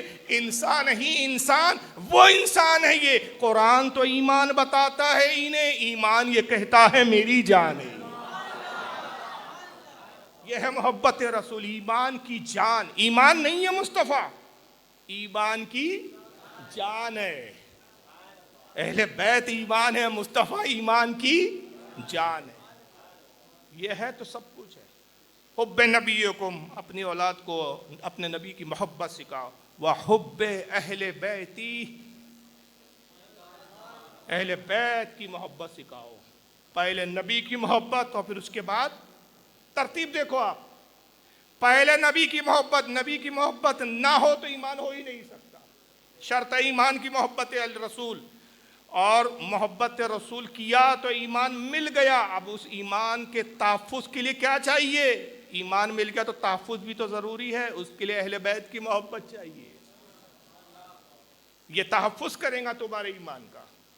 کیا نے فرمایا کہ حب اہل بیت ہی وقرات القرآن، اور تیسرا یہ کہ قرآن کی تلاوت. قرآن پڑھیں گا بچہ تو جانے گا اسلام کیا ہے. قرآن پڑھیں گا تو سمجھیں گا دین کیا ہے. قرآن پڑھیں گا تو جانیں گا رسول اور اہل بیت کی عظمت کیا ہے. آقا کہتے اپنی اولاد کو 3 چیزیں سکھاؤ. اپنے نبی کی محبت، اپنے نبی کی اولاد کی محبت، قرآن کی تلاوت. اس حدیث کو امام جلال الدین سیوطی لائے ہیں الجامع الصغیر صفحہ 25 حدیث نمبر 3011. امام ابن حجر المکی الحیثمی لائے ہیں سوائق المورکہ صفحہ 478. حضرت امام ابن حسام الدین المتقی الہندی کنز العمال میں لائے ہیں جلد 16 صفحہ 456 حدیث نمبر 45,409. امام اجلوری نے کشف الخفا جلد نمبر 1 صفحہ 88 حدیث نمبر 174. میں نے کہا ایمان کی جان ہے اہل بیت کی محبت، نبی کی محبت. میں نہیں کہہ رہا ہوں، میرا فتوے کی کیا اہمیت ہے بھائی؟ میں ہوں کون؟ میری حیثیت کیا ہے؟ نبی کے الفاظ سنیے. ان عبد الرحمن بن ابی لیلہ رضی اللہ تعالیٰ عنہ. عبد الرحمن ابن ابی لیلہ رضی اللہ تعالیٰ عنہ روایت کرتے عن ابیہ، وہ اپنے والد سے روایت کرتے. قال قال رسول اللہ صلی اللہ علیہ وسلم لا یؤمن عبد حتی اکون احب الیہ من نفسہ. آقا نے کہا تم میں سے اس وقت تک کوئی مومن نہیں ہو سکتا جب تک وہ اپنی جان سے زیادہ مجھ سے محبت نہ کرے. کتنی محبت چاہیے نبی سے؟ جان پر آ جائے اور نبی کی محبت کا تقاضا ہو. 2 معاملات ہو، جان دی جائیں گی لیکن نبی کی محبت نہیں چھوڑی جائے. تم میں سے اس وقت لا یؤمن احدکم، تم میں سے اس وقت تک کوئی مومن ہو ہی نہیں سکتا حتی اکون احب الیہ من نفسی، میری ذات کو اپنی جان سے زیادہ جب تک عظیم قرار نہ دے، واہلی احب الیہ من اہلی، اور جب تک اپنے گھر والوں سے زیادہ میرے گھر والوں کو اہمیت نہ دے، ان سے زیادہ محبت نہ کرے، وعطرتی احب الیہ من عطرتی، جب تک میرے کنبے سے زیادہ اپنے کنبے سے زیادہ میرے کنبے سے محبت نہ کرے، وذاتی احب الیہ من ذاتہ، اور اپنی ذات سے زیادہ میری ذات سے جب تک محبت نہ کرے وہ مومن ہو ہی نہیں سکتا۔ تین کیٹیگری آقا نے اس میں بیان کی ہے، اپنی جان سے زیادہ رسول سے محبت، اپنے گھر والوں سے زیادہ رسول کے گھر والوں سے محبت، اپنے خاندان اور کنبے سے زیادہ رسول کے خاندان اور کنبے سے محبت، اور اپنی ذات سے زیادہ رسول کی ذات سے محبت۔ جب تک یہ نہ ہو کوئی مومن ہو نہیں سکتا۔ مومن ہونے کی شرط عظیم ہے یہ۔ امام طبرانی لائے اس کو المعجم الکبیر جلد نمبر 7 صفحہ 75 حدیث نمبر 6416، امام بہقی نے شعب الایمان جلد 2 صفحہ 190 حدیث نمبر 1505، اور امام دارمی نے اس کو لکھا ہے مسند الفردوس جلد 5 صفحہ 154 حدیث نمبر 7796، امام حیثمی مجمع الزوائد جلد 1 صفحہ 264 حدیث نمبر 296 پہ لاتے ہیں۔ اب محبت کی بھی تاکید آ گئی، اور اگر محبت نہ ہو، محبت کرنے کا فائدہ کیا اور نہ کرنے کا نقصان کیا؟ میں نے جیسے کہ ابتدا میں عرض کیا، آئیے سنیں۔ عن الحسن ابن علی رضی اللہ تعالیٰ عنہ، حضرت امام حسن ابن علی رضی اللہ تعالیٰ روایت کرتے ہیں، امام حسن سے روایت ہے، ان رسول اللہ صلی اللہ علیہ وسلم قال، اللہ کے رسول صلی اللہ علیہ وسلم نے ارشاد فرمایا، الزموا مودتنا اہل البیت، آقا نے فرمایا لوگو میرے اہل بیت کو مضبوطی سے پکڑو، میرے اہل بیت کو مضبوطی سے تھام لو، فَإِنَّ مَنْ لَقِيَ اللَّهَ عَزَّ وَجَلَّ وَهُوَ يَوَدُّونَ، آقا نے فرمایا جو شخص اللہ سے اس حال میں ملا، یعنی اس کی موت ہو گئی، موت کے بعد اللہ کی بارگاہ میں اس حال میں پہنچا کہ وہ ہم سے محبت کرتا تھا، دخل الجنہ بشفاعتنا، وہ ہماری شفاعت سے جنت میں داخل ہو جائے گا۔ اس حال میں اگر وہ رب سے ملاقات کرے گی، اس کے دل میں ہمارے اہل بیت کی محبت تھی، آقا کہتے ہیں وہ ہماری شفاعت سے کہاں جائیں گا؟ جنت میں داخل ہو جائیں گا۔ والذی بنفسی بیدہ، اس ذات کی قسم جس کے قبضہ قدرت میں میری جان ہے۔ جب نبی الفاظ استعمال کرتے ہیں نا یہ عربی میں، عربی تو کلام حضور کا تھا ہی، لیکن قسم کے لیے یہ جو جملے تو یہ بہت بڑی قسم کہلاتے ہیں۔ ایک قسم ہوتی ہے اللہ کی قسم، ٹھیک ہے یہ بھی بڑی قسم ہے، لیکن محدثین کہتے ہیں کہ جب آقا کے یہ الفاظ ہوتے تھے تو یہ بہت بڑی قسم، بہت بڑا حلف ہوتا تھا کہ جب آقا یہ کہیں کہ والذی ونفسی بیدہ، بے نفسی یدہ، اس ذات کی قسم جس کے قبضے قدرت میں میری جان ہے، یہ بہت بڑی قسم ہوتی ہے، یعنی مبالغہ اس کے اندر، تاکید، شدید تاکید کہ دیکھو میں جو بات کہہ رہا ہوں اس کو کتنی اہمیت کی حامل ہے۔ اس ذات کی قسم جس کے قبضے قدرت میں میری جان ہے، لا ينفع عبدا عمله الا بمعرفت حقنا، آقا نے فرمایا کہ کسی بندے کا عمل ہمارے حق میں معرفت جانے بغیر کوئی اہمیت نہیں رکھتا، کوئی فائدہ نہیں دے سکتا۔ کیا مطلب؟ میں نے لفظی ترجمہ کر دیا، تھوڑا سا آپ کو آپ کے مفہوم میں سمجھاتا ہوں۔ کوئی کتنا ہی عمل کر لے، لیکن اگر اس کے دل میں میرے اہل بیت کی محبت نہیں تو وہ عمل اس کو فائدہ نہیں دے گا۔ 50 چلے کر لو، 36 چلے کر لو، چلے پہ چلے کر لو، 40 دن کے چلے لگاتے رہو، گھومتے رہو، بھٹکتے رہو، بورے اٹھاتے رہو، بستر لے کے گھومتے رہو، نبی کی اہل بیت سے محبت نہیں، آقا فرماتے یہ عمل اس کا کوئی فائدہ۔ تو عمل مدار نجات نہیں ہے، مدار نجات محبت رسول، محبت اہل بیت ہے۔ عمل کیا ہے؟ یہ تو قیامت کے دن جنت میں درجہ متعین کرے گا کہ بھائی انہوں نے عمل کتنا کیا اس حساب سے ان کو درجہ دیا جائے، لیکن جنت میں جانے کے لیے جو چیز چاہیے وہ کیا ہے؟ محبت رسول اور محبت اہل بیت۔ اس کو امام طبرانی نے لکھا المعجم الاوسط جلد نمبر 2 صفحہ 360 حدیث نمبر 2230، امام حیثمی لائے مجمع الزوائد جلد 9 صفحہ 272 حدیث نمبر 1507۔ آج ایک ایسا طبقہ ہے جو عمل پر زیادہ زور دیتا ہے۔ اہل سنت دعا ہے الحمدللہ کہ اہل بیت کا بھی ذکر کرتے ہیں، اور ایک وہ ہے جو دعوے دار ہیں، ان کی بات ہم کرنا بھی نہیں چاہتے، وہ اپنے دعوے میں کتنے سچے ہیں وہ آئندہ کی مجلسوں میں بات آئیں گی، لیکن اہل سنت کے علاوہ جو اپنے آپ کو اہل سنت سے کہتے ہیں، جیسے کہ دیوبندی، اہل حدیث، جماعت اسلامی والے، اور بھی ایسے 2-4 جماعتیں والے، ان کو آپ دیکھ لیجئے، ان کے آپ کو ذکر اہل بیت کے کوئی جلسے نظر نہیں آئے. میں نے آج تک نہیں دیکھا، آپ میں سے کسی نے دیکھا ہو تو میری معلومات میں اضافہ کرے کہ کسی دیوبندیوں کے آپ نے دیکھا ہے کہ یاد شہید اعظم منایا جا رہا ہو؟ دیکھا ہے آپ نے کبھی؟ ان کے سیرت النبی کے جلسے ہوتے ہیں، نبی کو لے لیا، نبی کی اولادوں کو چھوڑ دیا. یہ تو ایسا ہے کہ مجھ سے محبت ہے، میری اولادوں سے نفرت ہے. سارا مدار عمل پر. قیامت میں وہ تو بدبخت یہاں تک کہتے ہیں کہ نبی نے اپنی بیٹی فاطمہ کو کھول کھول کے بتا دیا، بیٹی عمل کر، قیامت میں بھی تیرے کام نہیں آؤں گا، جو کچھ کام آئیں گا نماز کام آئیں گا. داڑھی لمبی کر لیے، ٹکرے پہ ٹکرے گٹھے بنا لیے، حدیثوں کا مطالعہ نہیں. ظاہر ہے کہ جب ایک ہی کتاب کو آپ نے پورا دین سمجھ لیا، فضائل اعمال کو، تو آپ کو سیکھنے کو ملے گا کیا؟ یہاں تو حدیثوں کے ذخائر ہیں بھائی، خزانے ہیں. خزانے تک تو وہی جائیں گا جو بھائی سمندر میں جو زیادہ گہرا گوتا لگائیں گا اسی کو تو قیمتی ہیرے اور جواہرات اور موتی ملے گے نا، اوپر تیرنے والے کو کیا ملے؟ اب دیکھیے اعمال کا کیا معاملہ. ذرا آئیے، جن کو اعمال پہ بہت زیادہ گھمنڈ ہے لیکن محبت اہل بیت اور محبت رسول دل میں نہیں ہے، آئیے حدیث سنیے. ان عبداللہ ابن عباس رضی اللہ تعالیٰ عنہما ان رسول اللہ صلی اللہ علیہ وسلم قال، حضرت عبداللہ ابن عباس روایت کرتے ہیں، کہتے ہیں کہ اللہ کے رسول صلی اللہ علیہ وسلم نے ارشاد فرمایا، لو ان رجولا صفانا بین الرکن والمقام فصلی. بہت شدید حدیث ہے بھائی. میرے خیال سے رسول اللہ نے اتنے سخت تیور میں شاید ہی اہل بیت کے حوالے سے، دوسرے معاملات میں اور حدیثیں مل جائے گی اس سے سخت والی، لیکن اہل بیت کی جب بات ہو رہی ہے تو اتنا سخت تیور شاید ہی کا استعمال کیے ہو. یہ بالکل سخت تاکید ہے بندوں کو، تاکید ہے امتیوں کو. لو ان رجلا صفان بین الرکن والمقام فصلی، نے فرمایا اگر کوئی شخص مقام ابراہیم اور حجر اسود کے درمیان میں نماز پڑھے،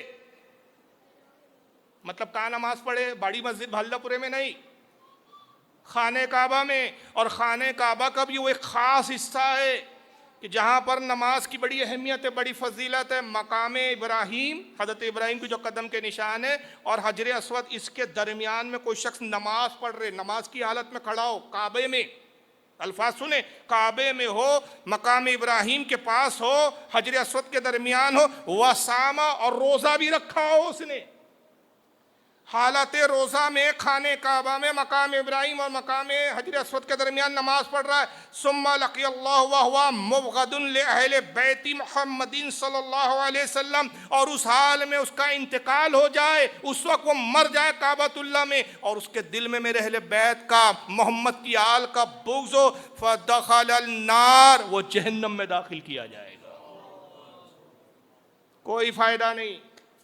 بھائی صاحب، بغض اہل بیت دل میں ہو تو کعبۃ اللہ کی نماز کی حالت میں، روزے کی حالت میں مرنا کام نہیں دے رہا ہے، تو یہ 40 دن کے چلے تجھے کیا کام دیں گے بے؟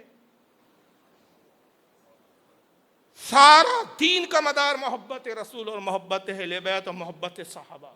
صحابہ کی بھی محبت ضروری ہے، ہم سب کی محبت کے قائل ہیں. اندازہ لگائیے کتنا سخت جملے ہیں سرکار کے، کتنی سخت تاکید ہے کہ اس حال میں خانہ کعبہ میں مر رہا ہے، نماز کی حالت میں مر رہا ہے، روزے کی حالت میں مر رہا ہے، حجر اسود اور مقام ابراہیم کے درمیان میں مر رہا ہے، مگر جا رہا ہے جہنم میں. کیوں؟ دل میں رسول کی، اہل بیت محمد صلی اللہ علیہ وسلم کی اہل بیت سے بغض ہے، حسد ہے، نفرت ہے.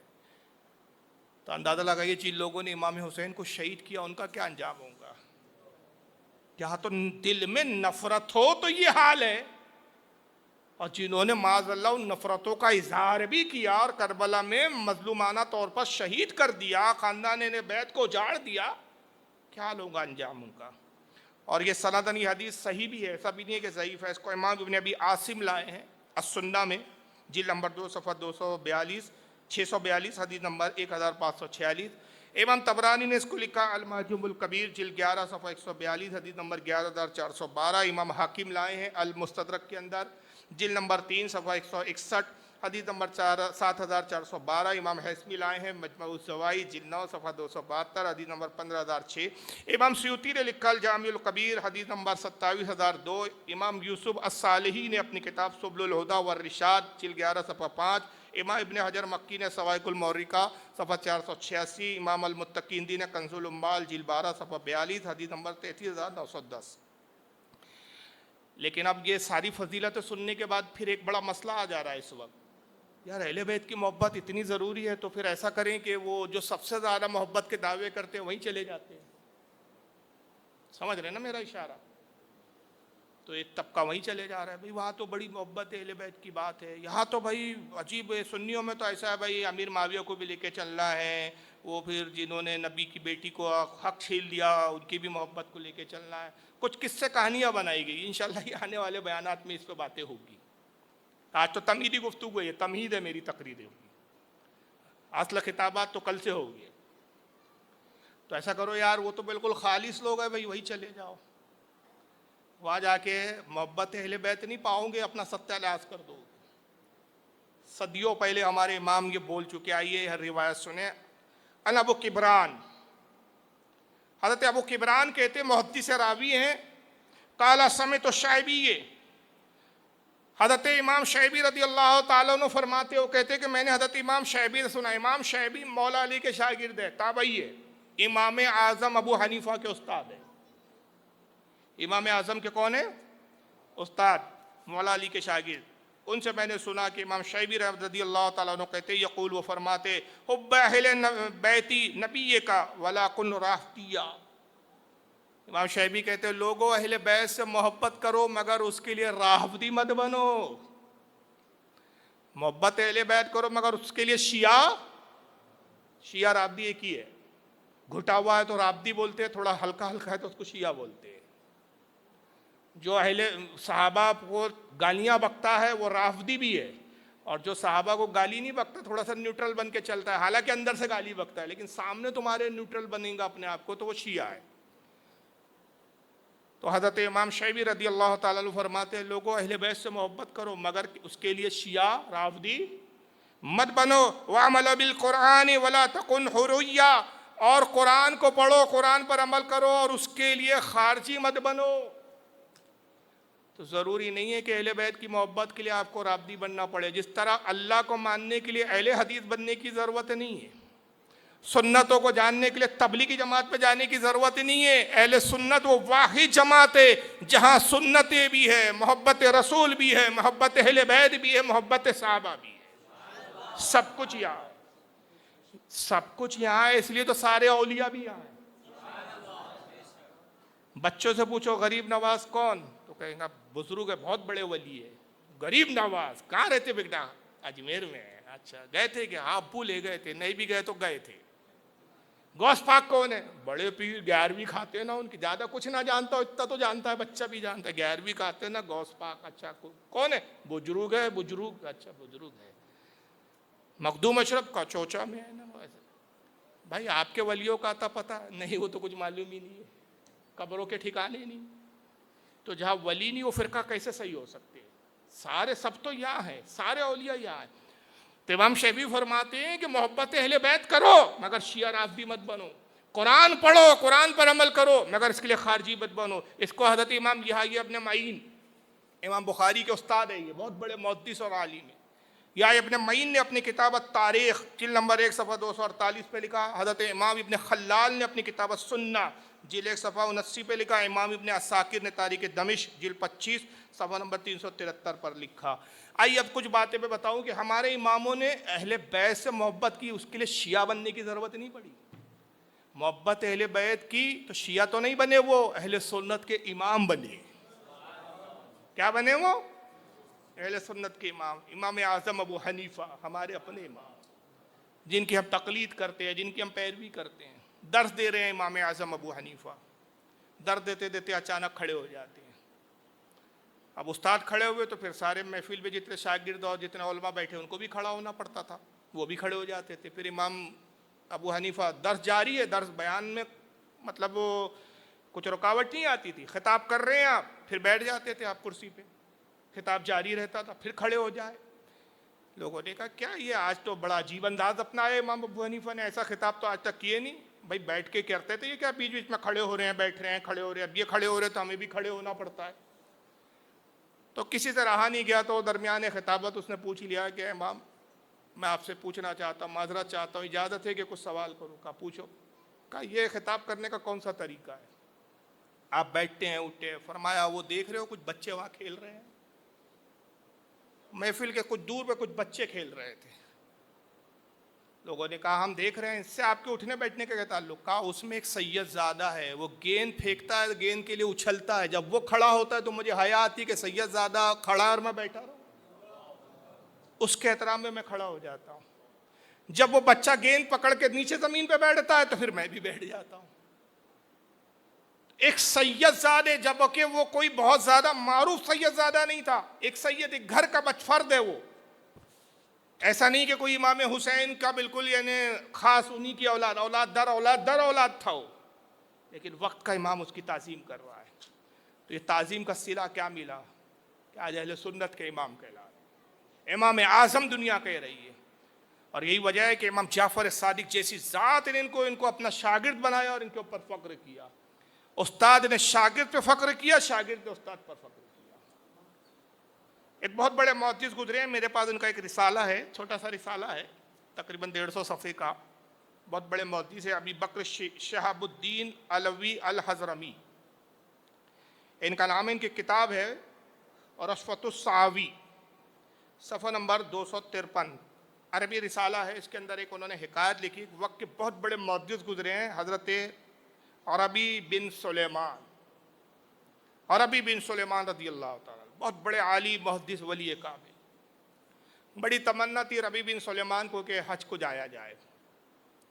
تھوڑے تھوڑے پیسے اکٹھا کیے، بہت سارے جب پیسے جمع ہو گئے تقریباً 600 درہم جمع ہو گئے. درہم کہتے چاندی کے سکوں کو، اور دینار کہتے سونے کو سکوں کو. سونے کا سکے کی ویلو زیادہ ہوتی ہے، ظاہر ہے چاندی اور سونے میں فرق ہے آپ جانتے ہیں. 600 درہم انہوں نے جمع کیے، اور جب حج کے لیے قافلہ جانے لگا تو یہ بھی قافلے کے ساتھ ہو گئے. ساتھ میں چل رہے تھے، لوگ بڑا احترام کر رہے تھے کہ وقت اتنا بڑا محدث اور عالم ہمارے ساتھ قافلے میں، لوگ بڑے خوش تھے. بہرحال دوران سفر درمیان میں کوفہ آیا، کوفہ پہ رکے. لوگوں نے کہا کہ بازار ہے یہاں پر، کوفہ کا بڑا اچھا بازار ہے، قیمتی سامان سستی قیمتوں میں یہاں مل جاتے ہیں، تو حج کی جو ضرورت کی چیزیں کوفہ سے ہی خرید لیا جائے بہتر ہے، مکہ میں بھی کچھ زیادہ مہنگا ملے گا. لوگوں نے خریداری شروع کی. حضرت ربی بن سلیمان رضی اللہ تعالیٰ نے یہ بھی سامان خریدنے لے بازار گئے. دیکھا کہ ایک خاتون ہے، ضعیف ہے، بوڑھی عورت ہے اور بڑی مفلس حال ہے، اور بازار سے وہ ادھر ادھر نگاہ سے چراتے ہوئے، جیسے لوگوں کو دیکھتے ہوئے، جیسے کوئی چوری کر لیتا ہے نا کہ کوئی مجھے دیکھ تو نہیں رہا ہے، چہرہ منہ پہ چھپائے ہوئے اس طرح دیکھ رہی ہے بالکل عجیب نظروں سے اور جا رہی ہے. تو ان کو شک ہوا کہ آخر یہ ضعیفہ ہے، بوڑھی عورت ہے، یہ اس کا انداز بڑا عجیب ہے، یہ ایسا دیکھ رہی ہے جیسے کوئی کسی کا سامان چرا لیا ہو. تو ان کا دل چاہا کہ اس کا پیچھا کیا جائے، دیکھے یہ اصل میں معاملہ کیا ہے، یہ اس طرح لوگوں کو دیکھ کیوں رہی ہے. لوگوں سے جیسے نگاہوں میں نہیں آنا چاہتی کہ کوئی اس کو دیکھ نہ لے، پہچان نہ لے. بہرحال اس کا پیچھا کیا تو وہ بازار سے تھوڑے دور گئی جہاں پہ بازار کا کچرا وغیرہ پھینکا جاتا تھا. وہاں پہنچتی ہے اور وہاں دیکھتی ہے کہ ایک مرا ہوا کھچر ہے. اس نے ادھر دیکھا، اس کو جب لگا کہ کوئی نہیں دیکھ رہا ہے، حضرت ربی درخت کی آڑ میں چھپ گئے اور وہاں سے دیکھنے لگے منظر. ضعیفہ بڑھیا کو اطمینان ہوا کہ کوئی مجھے نہیں دیکھ رہا ہے. دامن میں خنجر چھپایا ہوا تھا، خنجر نکالا اور وہ مردار مرے ہوئے کھچر کو، جو کئی دن کا مرا پڑا تھا، اس میں کچھ کیڑے وغیرہ بھی، مکھیاں بن بنا رہی تھی، کچھ کیڑے اللیاں ہو گئی تھی، اس کا گوشت کاٹنے لگی وہ خط. دیکھا کہ یہ عورت تو بالکل مشکوک نظر آتی ہے، معلوم ہوتا ہے کہ لوگوں کو مردار کھلاتی ہے اور مردار کا گوشت بیچتی ہے. یہ ان کو گمان ہوا حضرت ربی بن سلیمان، پیچھا کرنا چاہیے. بہرحال اس نے گوشت کو اپنے تھیلے میں رکھا، یا ایک ٹوکری تھی، ٹوکری میں ڈالا، اس پہ کپڑا ڈھانک دیا اور پھر ادھر ادھر دیکھا، اس کو اطمینان ہوا کوئی نہیں دیکھ رہا ہے. پھر آگے بڑھی، یہ پیچھا کرتے ہوئے گئے. دیکھا تو ایک حویلی پہ پہنچتی ہے. دروازہ کھٹکھٹایا، اندر سے آواز آئی کون؟ کہا تمہاری ماں. دروازہ کھلا، یہ اندر داخل ہو گئی. میں نے کہا یہ تو حویلی دکھ رہی ہے، حویلی سے تو معلوم ہوتا ہے کہ کوئی صاحب حیثیت خاتون ہے، آخر یہ مردار کھچر کے گوشت سے اس کا کیا لینا دینا، کیا تعلق؟ حضرت ربیع آئے اور دروازے کی کھیڑ میں سے جھانکنے لگے. جب اندر پہنچے تو کیا دیکھتے ہیں کہ 4 لڑکیاں ہیں, جوان لڑکیاں. حالت سے معلوم ہوتا ہے کہ خستہ حالی ہے, غربت کا شکار ہے. گھر اجڑا ہوا ہے, باہر سے تو حویلی دکھ رہی ہے لیکن جب اندر کا منظر دیکھا تو معلوم ہوا کہ بالکل اجڑا, بالکل کھنڈر کی طرح گھر ہے. اوتے ٹوکری وہ 4 اپنی لڑکیوں کے سامنے رکھ دیا, کہا کہ بیٹا بس جو مل سکتا تھا بڑی مشکل سے یہی ملا, اب اسی کو پکاؤ اور آج اسی پہ اللہ کا شکر کر کے اس کو کھاؤ. انہوں نے آگ سے لگائی. ابھی دیکھنے لگے کہ کرتے کیا, دیکھو پورا اطمینان سے دیکھ رہے ہیں صبر کے ساتھ. آگ انہوں نے جلائی اور جلانے کے بعد اس گوشت کو بھوننا شروع کیا. گوشت کو بھونا, پھر پلیٹوں میں رکھا. بس جیسے کھانا چاہتے انہوں نے دیکھا کہ بھائی یہ تو خود کھا رہے ہیں, تو رہا نہیں گیا. انہوں نے زور سے آواز لگائی, اے اللہ کی بندیوں رک جاؤ, اللہ کا واسطہ کہ رک جاؤ, اس کو نہ کھاؤ. جب انہوں نے آواز سنی تو چونک گئے. کہا کہ کون, یہ کون مرد ہے جو ہم غیر محرم عورتوں کو دیکھ رہا ہے؟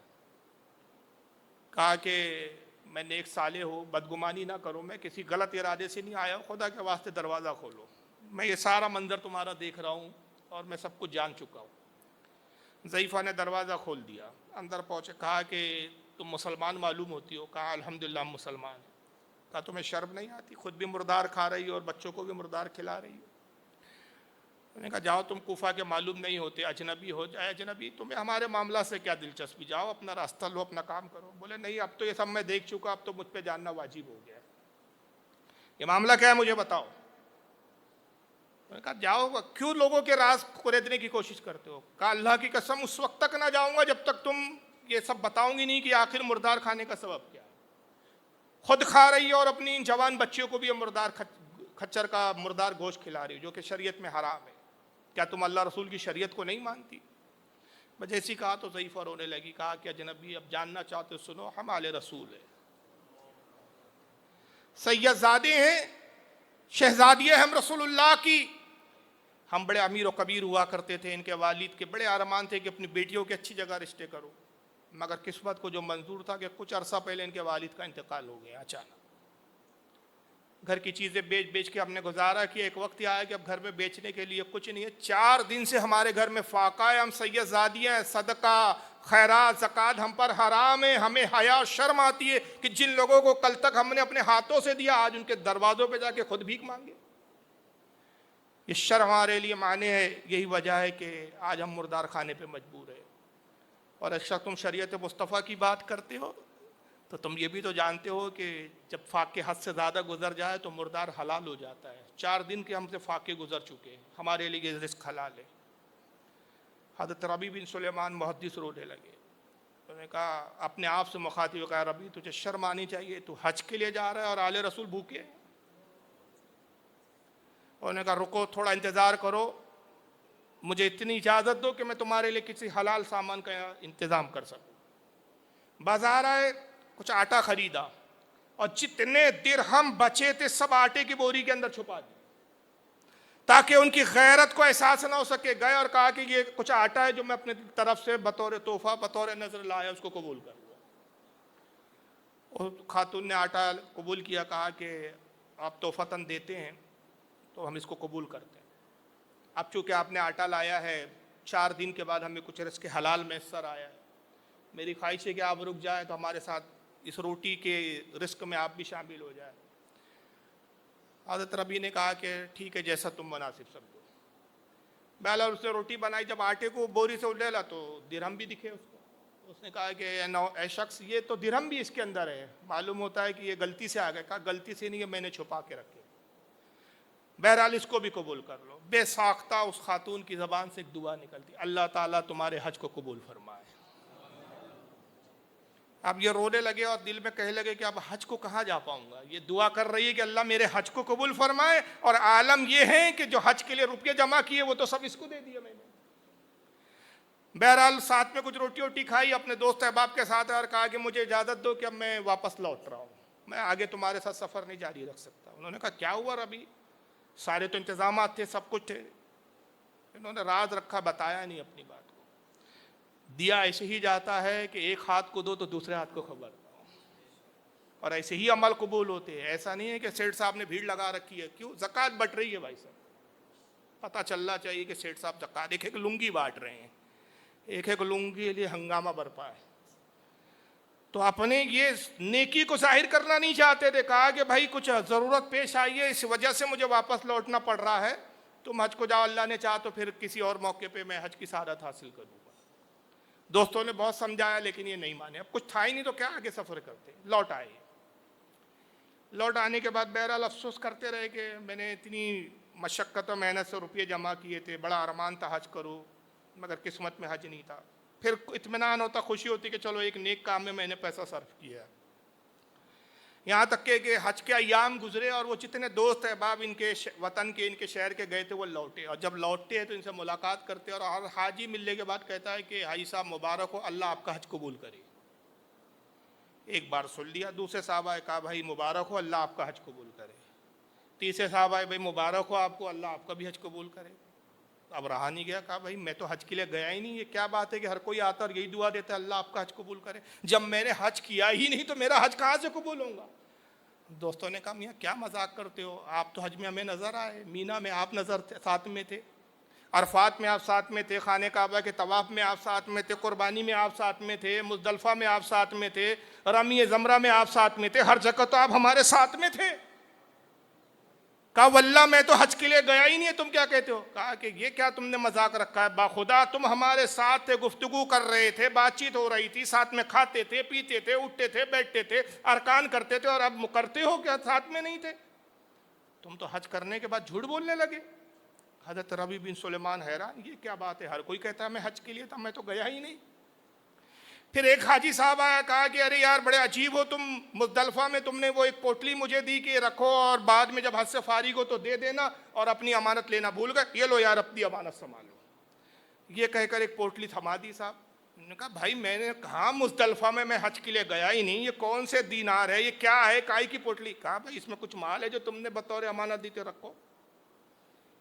دیکھے وہ زبردستی چلے گئے. جب پوٹلی کھولی تو کیا دیکھتے ہیں کہ اس میں 600 دینار تھے, اور اس میں کاغذ تھا جس میں عربی میں لکھا تھا, جس کا مفہوم ترجمہ یہ تھا کہ ہم نیکی کرنے والوں کو ایسا ہی اجر دیا کرتے ہیں. اب یہ حیران کہ بھئی کس کی دولت, کس کی پوٹلی مجھے تھما گئی. انہوں نے اس کو مضبوطی سے باندھا رکھ دیا کہ بھئی رکھے رہو, ابھی مشکوک مال ہے, اس کو ہاتھ لگانا مناسب نہیں. عشاء کی نماز پڑھی اور اسی خیال میں گم بیٹھے ہیں. بھئی سب کہہ رہے میں حج کو گیا تھا, حج کیا, ملاقات ہوئی, کیا میں دیوانہ ہوں یا لوگ مجھے دیوانہ بنانا چاہتے ہیں. بس سوچتے سوچتے نیند لگی, خواب دیکھتے ہیں کہ آقا صلی اللہ تعالیٰ علیہ وسلم تشریف لاتے ہیں. خواب میں دیکھتے ہیں کہ سرکار تشریف لائے, کہتے ہیں کہ اے ربی اتنی شہادتوں کے بعد بھی اب تجھے یقین نہیں آتا کہ تو حج کے لیے تھا. کہا یا رسول اللہ آپ تو سب جانتے, ظاہر و باہر سب آپ پہ آیا ہے. سرکار میں حج کے لیے تو گیا ہی نہیں, یہ کیا ماجرا ہے. آپ نے فرمایا ربی سن, تو نے میری اہل بیت کی خدمت کی, میرے اہل بیت کا خیال رکھا, اللہ نے تجھے یہ اجر دیا کہ تیری شکل میں ایک فرشتے کو خانہ کعبہ میں بھیج دیا. لوگ جس کو دیکھ رہے تھے وہ تو نہیں, وہ تیرا شکل کا فرشتہ تھا, اور وہ تیری طرف سے اعمال کر رہا تھا. اللہ نے وہ حج کا ثواب تجھے لکھ دیا. اور عربی تجھے بشارت ہو, جب تک تو زندہ ہے تب تک, اور تیرے انتقال کے بعد بھی قیامت تک کے فرشتہ تیری شکل میں حج کرتا رہیں گا, اور اس کا ثواب تیرے نامہ عمل میں لکھا جاتا رہے گا. آج بھی وہ فرشتہ اللہ جانے, اب ہم تو حضرت ربیع کو جانتے نہیں, دیکھا نہیں. اگر ہم نے دیکھا ہوتا تو شاید وہ فرشتے کو دیکھ کے کہتے بھائی یہی وہ فرشتہ حضرت ربیع کی شکل پہ. آج بھی وہ فرشتہ حج کرتا ہے, قیامت تک وہ حج کرتا رہیں گا, اور اس کا ثواب حضرت ربیع. اندازہ لگائیے اہل بیت کی ایک گمنام اس خاتون کا تاریخ میں کوئی تذکرہ نہیں, اس کا کوئی تعارف نہیں, مگر اتنا ہی تعارف ہے اس کی زبانی کہ وہ رسول اللہ کی خاندان کی شہزادی تھی, رسول اللہ کے خاندان کی فرد تھی. اس کی خدمت کا یہ صلہ کہ قیامت تک کتنے حج ہوں گے بھائی, کتنے حج ہو چکے, کتنے قیامت تک امام مہدی کے نزول تک کتنے حج ہوں گے اللہ جانے, اور قیامت کے دن کس مقام اور کس بلندی کے ساتھ حضرت ربیع ابن سلیمان اٹھائے جائیں گے, کتنے حج کے حاجی بن کے اٹھائے جائیں گے. یہ صلہ ملا ان کو. اور پھر بات اگر ہم کریں کہ صرف حج ہی نہیں, اللہ تعالیٰ نے اہل بیت کی عزت و احترام میں بعض لوگوں کو, گمناموں کو ولی بلکہ ولیوں کا تاجدار بنا دیا. تاریخ کے حوالے سے بہرحال آپ نے سنا بھی ہوگا, لیکن میں بطور تبرک عرض کر رہا ہوں. बगदाद का बादशाह शहंशाह, उसका एक बॉडी गार्ड मुहाफिज बहुत बड़ा पहलवान जुनैद नाम का। हर साल कुश्ती का मुकाबला होता है, जुनैद कुश्ती लड़ता है। इतराफ से बड़े बड़े पहलवान आते थे, लेकिन उस शाही पहलवान को कोई शिकस्त नहीं दे पाता, क्योंकि जाहिर है शाही पहलवान था तो बड़ी खातिर तवाज़ी होती थी, बड़ी ताकत वगैरह की ग़िज़ाएँ दी जाती थी, बड़ा एहतमाम, सारे वर्जिश के इंतज़ामात मुहैया थे। बड़ा कवि हिकल पहलवान जुनैद। तो कोई भी पहलवान जब कुश्ती होती थी इसके मुकाबले में आता, कभी जीत नहीं पाता। मशहूर हो चुका था कि जुनैद को हराना नामुमकिन है। एक दिन दरबार भरा हुआ है, जुनैद बैठा हुआ है, बादशाह के बाजू तख्त लगता था, एजाज़ था, बादशाह ने बड़ी खलकतें, बड़ी नवाजा था, बड़ी तनख्वाह मुकर्रर थी, महल दिए गए थे रहने के लिए। एक दुबला पतला नौजवान दरबार में आता है, बादशाह के करीब आया, सलाम किया, कहा कि बादशाह मैंने सुना है कि जो तुम्हारा मुहाफिज पहलवान है जुनैद, इसको कोई शिकस्त नहीं दे सकता, कोई हरा नहीं सकता। कहा अब तक तो यही है, बड़े बड़े सूरमा आए, कुश्ती हुई, लेकिन आज तक मेरे पहलवान को कोई हरा नहीं सका, शिकस्त नहीं दे सका। कहा मैं तेरे पहलवान को चैलेंज करता हूँ, मैं इससे कुश्ती लड़ूंगा और उसको इंशाअल्लाह इसको शिकस्त दूंगा। दरबार में कहे लगता है, उठा, ये दुबला पतला इंसान, मच्छर किस्म का आदमी, हमारा पहलवान फूंक मारे तो उड़ जाएगी। इसके जिस्म की साख बता रही है कि ये पहलवान तो छोड़िए, पहलवानी से दूर दूर से वाकिफ भी नहीं, हड्डियां नजर आ रही है इसकी, ये क्या कुश्ती लड़ेगा। लोग हंसने लगे। बादशाह ने कहा नौजवान, मालूम होता है कि हालात से परेशान हो गए हो, खुदकुशी का इरादा है और खुदकुशी का तरीका ये चुना है तुमने, जाओ अपनी जान की खैर बनाओ। कुश्ती क्या लड़ोगे तुम मेरे पहलवान से, गिर पड़ गए, पसली हड्डी टूट जाएंगी, सांस वास उखड़ जाएंगी, मारे जाओगे, जाओ अपना कुछ काम वाम करो, ये तुम्हारे बस का काम नहीं। कहा नहीं, या तो ये कि आप कबूल करें कि आपका पहलवान डरता है मुझसे और वो शिकस्त कबूल करता है, या तो फिर मेरे साथ मुकाबला करें। नौजवान सिद्ध पे अड़ गया। बहुत समझाया बादशाह ने, जुनैद ने भी समझाया, भाई जाओ, मुझे तुम्हारे हाल पर रहम आ रहा है, लेकिन वो शख्स मानने के लिए तैयार। लोगों ने कहा जब नहीं मानता, अब इसने ठान ही लिया है कि मरना इसे, तो फिर आप क्या कर सकते। बादशाह ने कहा अच्छा ठीक है, चलो जाओ, जाके थोड़ी सी वर्जिश वगैरह करो, प्रैक्टिस करो कुछ, फला तारीख को तुम्हारा मजमे आम में बगदाद के चौराहे पर फला मकाम पर मेरे पहलवान से तुम्हारी कुश्ती होगी। तारीख का इंतज़ार होता रहा। एक दो दिन की बात हो, तारीख थी, तारीख आई, साहब पूरा बगदाद उमड़ाया कि आज खिलाफ वाक़े ऐसा हुआ है कि किसी ने खुद आकर जुनैद को, शाही पहलवान को चैलेंज किया। और वो तारीख अभी आई नहीं है कि जो सालाना तारीख में जब कुश्ती होती थी उससे पहले ही किसी ने चैलेंज किया और ये खास मौके पे कुश्ती का एहतमाम किया जा रहा है। बहरहाल कुश्ती के मुकाबले के लिए इंतजामात हुए, लोग जमा हुए कि आखिर उस शख्स को देखे, भाई वो ऐसा कौन शख्स है कि जो जुनैद को चैलेंज कर रहा है कि हरा देगा। लोगों ने ख्याल किया ये भी कोई बहुत कवि, मजबूत, मोटा ताज़ा कवि पहलवान होगा। पूरा बगदाद उस मैदान में जमा हो गया जहाँ कुश्ती होने वाली थी, इंतज़ार हो रहा है। जुनैद पहुँच गए जनाब, अपनी लंगुड़ डंगुड़ बांध के दंगल में उतर गए। जब काफ़ी देर हो गई और ये नहीं पहुंचा तो लोगों ने कहा कि अरे भाई वो कोई मजाक कर रहा था, खामोखा बादशाह ने भी उसको संजीदगी से ले लिया, सीरियस ले लिया, उसको खुद अपना ख्याल होगा कि मर मुरा जाऊंगा, मजाक मस्करापन करके चला गया। छोड़िए, कहाँ लगा रखा है, कौन जुनैद के मुकाबले में आए। चलिए ऐलान कीजिए कि भाई जुनैद जो है वो उसको कोई शिकस्त दे नहीं सकता। अभी ऐलान हो ही रहा था कि वो नौजवान दौड़ता हुआ आता, हफ्ते का हफ्ते, पसीने में शराब हो रहा है, सांसें फूली हुई, कहा रुक जाइए मैं आ गया हूँ। मजमे ने देखा तो हंसने लगा, कह लगा पूरा मजमे कि ये कुश्ती लड़ेगा ये। लोगों ने कहा अरे भाई क्यों जान के दुश्मन बने हो, जाओ भाई अपने हाल पर रहम करो, अपने घर वालों पर रहम करो, क्यों मरना चाहते हो जुनैद के हाथ में। कहा कि अभी तुम देखोगे कि जुनैद गिरा पड़ा होगा और मैं फतेहयाब होऊंगा, तुम्हारी निगाह देख रही हो। कहा अजीब आदमी है। बहरहाल आए, जुनैद ने फिर एक बार समझाया कि देखो अभी भी वक्त है। कहा नहीं, कुश्ती लड़ो तुम। कहा चलो ठीक है। अब कुश्ती शुरू हुई। कुश्ती होने से पहले दो दो पहलवान आपस में हाथ मिलाते हैं। हाथ मिलाया गया रस्म के मुताबिक। नौजवान इशारे से कहता है जुनैद अपने कान को मेरे मुंह के करीब लाओ, कुछ कहना चाहता हूँ। जुनैद ने कान को करीब लाया। नौजवान आहिस्ता से कहता हूँ देखो असल में जुनैद मामला ये है कि ना मैं कोई पहलवान हूँ ना कुश्ती जानता हूँ, मैं रसूलुल्लाह के ख़ानदान का एक फ़र्द हूँ।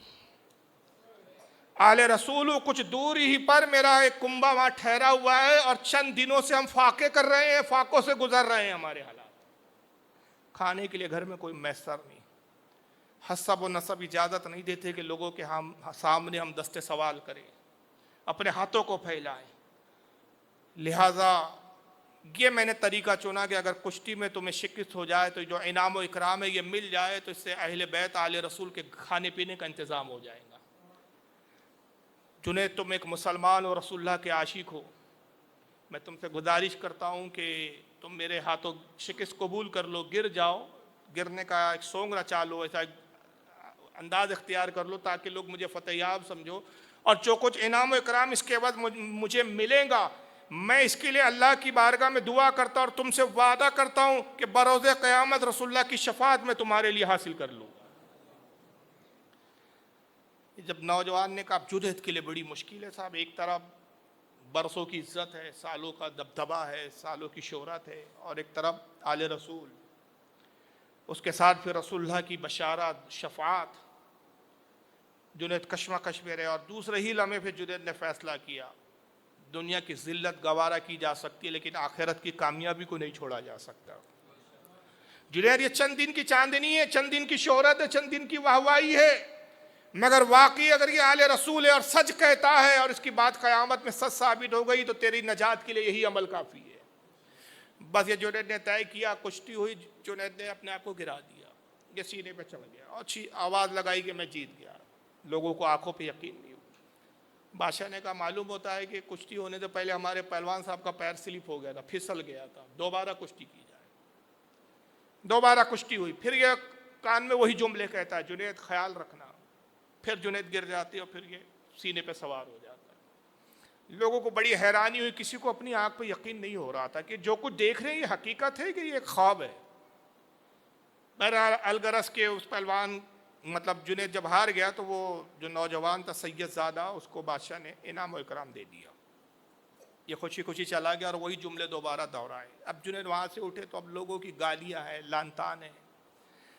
बादशाह ने भी जितने ओहदे मकामात थे सब ले लिए, जो खलकतें दी थी, लिखा जुनैद अब तू इस लायक नहीं रहा कि मेरा माफिल बने, एक दुबले पतले शख्स ने तुझे हरा दिया, अब मालूम होता है कि ऐश व इशरत ने तेरी सारी ताकत ख़त्म कर दी है, अब तू वो लायक नहीं कि तू हमारी मुहाफ़िज़त करे और हमारे साथ रहे।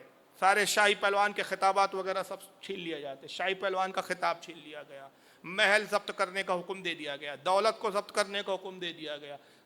एक ही लम्हे में जुनैद की दुनिया बदल गई। कहाँ वो ऐश व इशरत की दुनिया और कहाँ आज ये आलम। रास्ते से जाते तो लोग ताने देते हैं, मजाक उड़ाते हैं, थूकते हैं, पत्थर मारते हैं, जुनैद अपने ख्याल में चले जा रहे हैं। बहरहाल घर में आए, कुटिया थी पुरानी जो बादशाह के महल मिलने से पहले थी, उसी कुटिया में आते हैं और पूरे हालात पे गौर कर रहे हैं कि जो कुछ उस नौजवान ने, उस सैयदज़ादे ने कहा, क्या वाकई सही हो सकता है? क्या क़यामत के दिन वाकई रसूलुल्लाह की इस अमल के बाद मुझे शफाअत मिल जाएगी? बस यही ख्याल में कश्मकश में रहे और नींद लग गई। ख्वाब देखते हैं कि रसूलुल्लाह सल्लल्लाहु अलैहि वसल्लम तशरीफ़ ला रहे हैं, फरिश्तों की जमात है, औलिया और अख्ताब और कुतुब की जमात है। फरिश्ते एक तश्त पेश करते हैं, तश्त में एक ताज है, एक इमामा है खूबसूरत जिससे नूर की किरणें फूटती है और खुशबू महकती है। सरकार उस इमामे को अपने दस्ते मुबारक से उठा के जुनैद के सर पर रखते, कहते जुनैद शफाअत तो क़यामत में मिलना है, जो मकाम मिलना है दुनिया में भी ये मकाम दिया जाता है कि आज से तू वलियों का सरदार मुकर्रर किया जाता है और तेरा खिताब सैयदुत ताइफा दिया जाता है। तमाम औलिया, ताइफा औलिया का सरदार। और सरकार मुबारकबाद, ये ख्वाब देख रहे हो, जब जैसी ही नींद खुलती है तो कमरा खुशबू से महक रहा है, दस्तार सर पे रखी हुई। ख्वाब नहीं था, हकीकत थी। हैरान थे कि मामला क्या है। जुनैद कभी दस्तार को देखते थे, कभी आंखों को मलते थे, ये हकीकत है कि ख्वाब है? नहीं नहीं, ये हकीकत है। और तभी देखते कि कानों में फजर की अजान हो रही है, कानों में फजर की अजान की आवाज़ आती है। नमाज के लिए जैसे ही निकलते, अब रास्ते में अब जो मिल रहा है کل تک لان تان ہو رہی تھی، دل کے ارادوں کو بدل دیا گیا تھا، دل کی کیفیتیں بدل گئی تھی. اب ہر کوئی ہاتھ چوم رہا ہے، دستبوسی کر رہا ہے، اور ہر کوئی کی زبان سے نکلتا ہے اے جنہیں سعید الطائفہ ہونے کا مقام و مرتبہ مبارک ہو. ہر اولیاء اکرام پھر جب نماز سے فارغ ہوتے ہیں دیکھتے ہیں کہ اولیاء کی جماعت استقبال کے لیے کھڑی ہوئی ہے. آپ نے کہا لوگو تم کون ہو، کہاں سے آئے ہو؟ کہا جنید مبارکباد دینے آئے ہیں. میں تو آپ کو نہیں جانتا. کہا ہم اللہ کی اولیاء کی رجال الغیب ہے، ہم اولیاء کی وہ جماعت ہے جو غیب پردے میں رہتی ہے. تم جو کچھ خواب میں دیکھ رہے تھے وہ ہم سب حقیقت میں دیکھ رہے تھے. اور پھر وہ مقام ملتا ہے، یہی وہ جنید بغدادی ہے جو غوث پاک کے دادا پیروں میں آتے ہیں. وقت کا غوث اعظم ان کے سلسلے میں شامل ہوتا ہے. یہ سادات کی عزت و احترام. اور اگر ہم اپنے صدی کے امام کی بات کریں، اعلیٰ حضرت تھے، سادات کے احترام نے اعلیٰ حضرت بنا دیا. اعلیٰ حضرت تو اس وقت سنگ بنیاد ہے، سنگ میل کی حیثیت رکھتے سادات کے. اس زمانے میں سادات کا احترام اگر کسی ذات نے سکھایا ہے تو اعلیٰ حضرت کی ذات ہے. اگر ان کا آپ سجرہ اٹھائیں تو حالت کیا کہتے ہیں؟ حب اہل بیت دے آل محمد کے لیے، حب اہل بیت دے آل محمد کے لیے، کر شہید عشق حمزہ پیشوا کے واسطے، دو جہاں میں خادم آل رسول اللہ کر. صرف آل رسول کا غلام یہی نہیں، وہاں بھی آل رسول کا غلام بنا ہمیں، وہاں بھی ہم غلامی میں آل رسول کے رہے. دو جہاں میں خادم آل رسول اللہ کر، حضرت آل رسول مقتدہ کے واسطے. یہ سجرے کے اشعار اعلیٰ حضرت کی. مشہور واقعہ سناؤں گا کہ تقریر میں اعلیٰ حضرت کو بلایا جاتا ہے. بریلی میں ہی آپ کے علاقے سے کچھ دور پر تقریر ہے. وقت کا مجدد، وقت کا امام تقریر کرنے، خطاب کرنے کے لیے جا رہا ہے. سر پہ امامہ سجاتے ہیں، عبا پہنتے ہیں، جبہ پہنتے ہیں. پالکی لائی جاتی ہے. اس زمانے میں پالکی چلتی تھی، گھوڑے کی سواری ہوتی تھی، پالکی کی سواری. علماء کو اکثر پالکی پہ لے جایا جاتا تھا. 4 لوگ اس کو پالکی کو کاندھے پہ اٹھاتے تھے، ان کو کہار کہا جاتا تھا. جو جس علاقے میں، جس بستی میں آپ کا خطاب تھا، وہاں کے لوگ لینے آئے تھے، ساتھ میں پالکی لائے. سب بادستہ ہاتھ باندھے کھڑے ہوئے کہ سرکار بس تیار ہوئی ہے، چلیے آپ ہی کا انتظار ہو رہا ہے. پالکی تیار ہے. وقت کا مجدد باہر آتا ہے، پالکی نیچے زمین پہ رکھ دی جاتی ہے. آہستگی کے ساتھ پالکی پہ سوار ہوئے، پالکی کے پردے گرا دیے گئے، پالکی چل پڑی. بیچ بازار سے جب پالکی گزرتی ہے تو پالکی میں سے وقت کے مجدد کی بھرائی ہوئی آواز میں ایک صدا آتی ہے، اے قہارو اللہ کا واسطہ پالکی کو روک دو. پالکی روک دی گئی. کپڑا ہٹایا، آپ باہر تشریف لاتے، پالکی نیچے رکھی گئی. اور اس کے بعد آپ کہتے ہیں کہ میں اللہ کا واسطہ دیتا ہوں، آپ میں سے سید زادہ کون ہے بتائیے. یہ وقت کا امام تھا، سادات کی خوشبو محسوس کر لیتا تھا. اس کے لیے ایمان چاہیے جناب. اے قہارو اللہ کا واسطہ بتاؤ تم میں سے سادات کون ہے، آل رسول کون ہے؟ چاروں قہر خاموش ہے، کوئی آواز نہیں. پھر آپ کہتے ہیں اسی نبی کا واسطہ دیتا ہوں جس کے خاندان کا ایک فرد اس قہاروں میں موجود ہے. تمہارے جد کا واسطہ کہ اگر تم میں جو سید ہے وہ بتائے کہ کون سید ہے. باخدا مجھے سید کی خوشبو محسوس ہو رہی ہے. ایک قہار بڑے آہستگی سے ہاتھ باندھے کھڑا ہے، نیچے نگاہ اٹھا کے کہتا ہے مزدور سے مزدوری لی جاتی ہے، نسب و حسب نہیں پوچھا جاتا. جملے بتا رہے تھے یہی سید زادہ ہے. 3 قہاروں نے کچھ نہیں کہا تھا، ایک ہی نے کہا تھا. اور جملے یہ تھے کہ مزدور سے مزدوری لی جاتی ہے، خاندان اور نسب نہیں پوچھا جاتا. بس جیسے جملے سے انہیں جان لیا وقت کے مجدد نے یہی سید زادہ ہے. امامہ جو باندھا تھا اپنے تاج کو اٹھایا اور اٹھا کے سید زادے کے قدمے میں رکھ دیا. قدموں میں گر کے روتے ہوئے کہتے اے شہزادے مجھے معاف کر دو. قیامت کے دن رسول اللہ نے پوچھ لیا احمد رضا اپنی سواری کے لیے میرے ہی بیٹے اور میری شہزادوں کا کاندھا ملا تھا، تو میں رسول اللہ کو کیا جواب دوں؟ اے شہزادے مجھے معاف کر. وقت کا مجدد رو رہا ہے، دنیا تا دیکھ رہی ہے.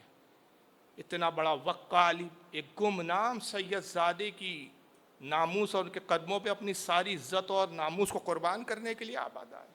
کوئی شرم نہیں، کوئی جھجک نہیں. یہ نہیں کہ انا عالم، میں تو بہت بڑا علامہ ہوں، بہت بڑا عالم. ارے مجدد، اس سے بڑا تو کوئی مقام ہی نہیں ہے بھیا عالم میں. اتنا بڑا وقت کا مجدد، اتنا بڑا وقت جس کو دنیا مجدد اعظم کہتی ہے، لیکن اس کی کیفیت تو کوئی عالم کہ رسول اللہ کے ایک شہزادے کی عزت پر اپنی عزت قربان کرنے کے لیے آباد ہے. मजदूर ने इमामा उठाया, आला हज़रत के सर पे रखा। मजदूर भी रोने लगा, रोते कहता है सरकार मैंने माफ़ किया आपको, आप तो हमारे इमाम हैं, आप तो हमारे रहबर हैं, मैं तो एक गुमनाम मजदूर ज़्यादा हूँ, हालात का मारा हूँ।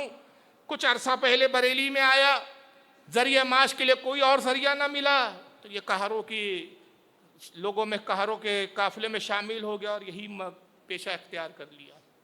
मगर आज तक किसी ने नसब नहीं पूछा, आप पहले हैं जिन्होंने हसब और नसब पूछा और जान भी लिया। मैंने आपको माफ़ किया, माफ़ कर दिया, बात ख़त्म हो जाती। हम तो माफ़ी भी नहीं मांगते भाई, लेकिन वक्त के मुजद्दिद ने हमें दर्स देने के लिए क्या बताया, क्या मकाम है आले रसूल का। कहा सैयदजादे इस तरह माफ़ी नहीं होगी, आप पालकी में बैठ जाए, जितने कदम अपने कांधों पे मुझे सवार करके लाए उतने कदम मैं तुम्हें लेके चल लाऊंगा, ताकि उसका इजाला हो जाए।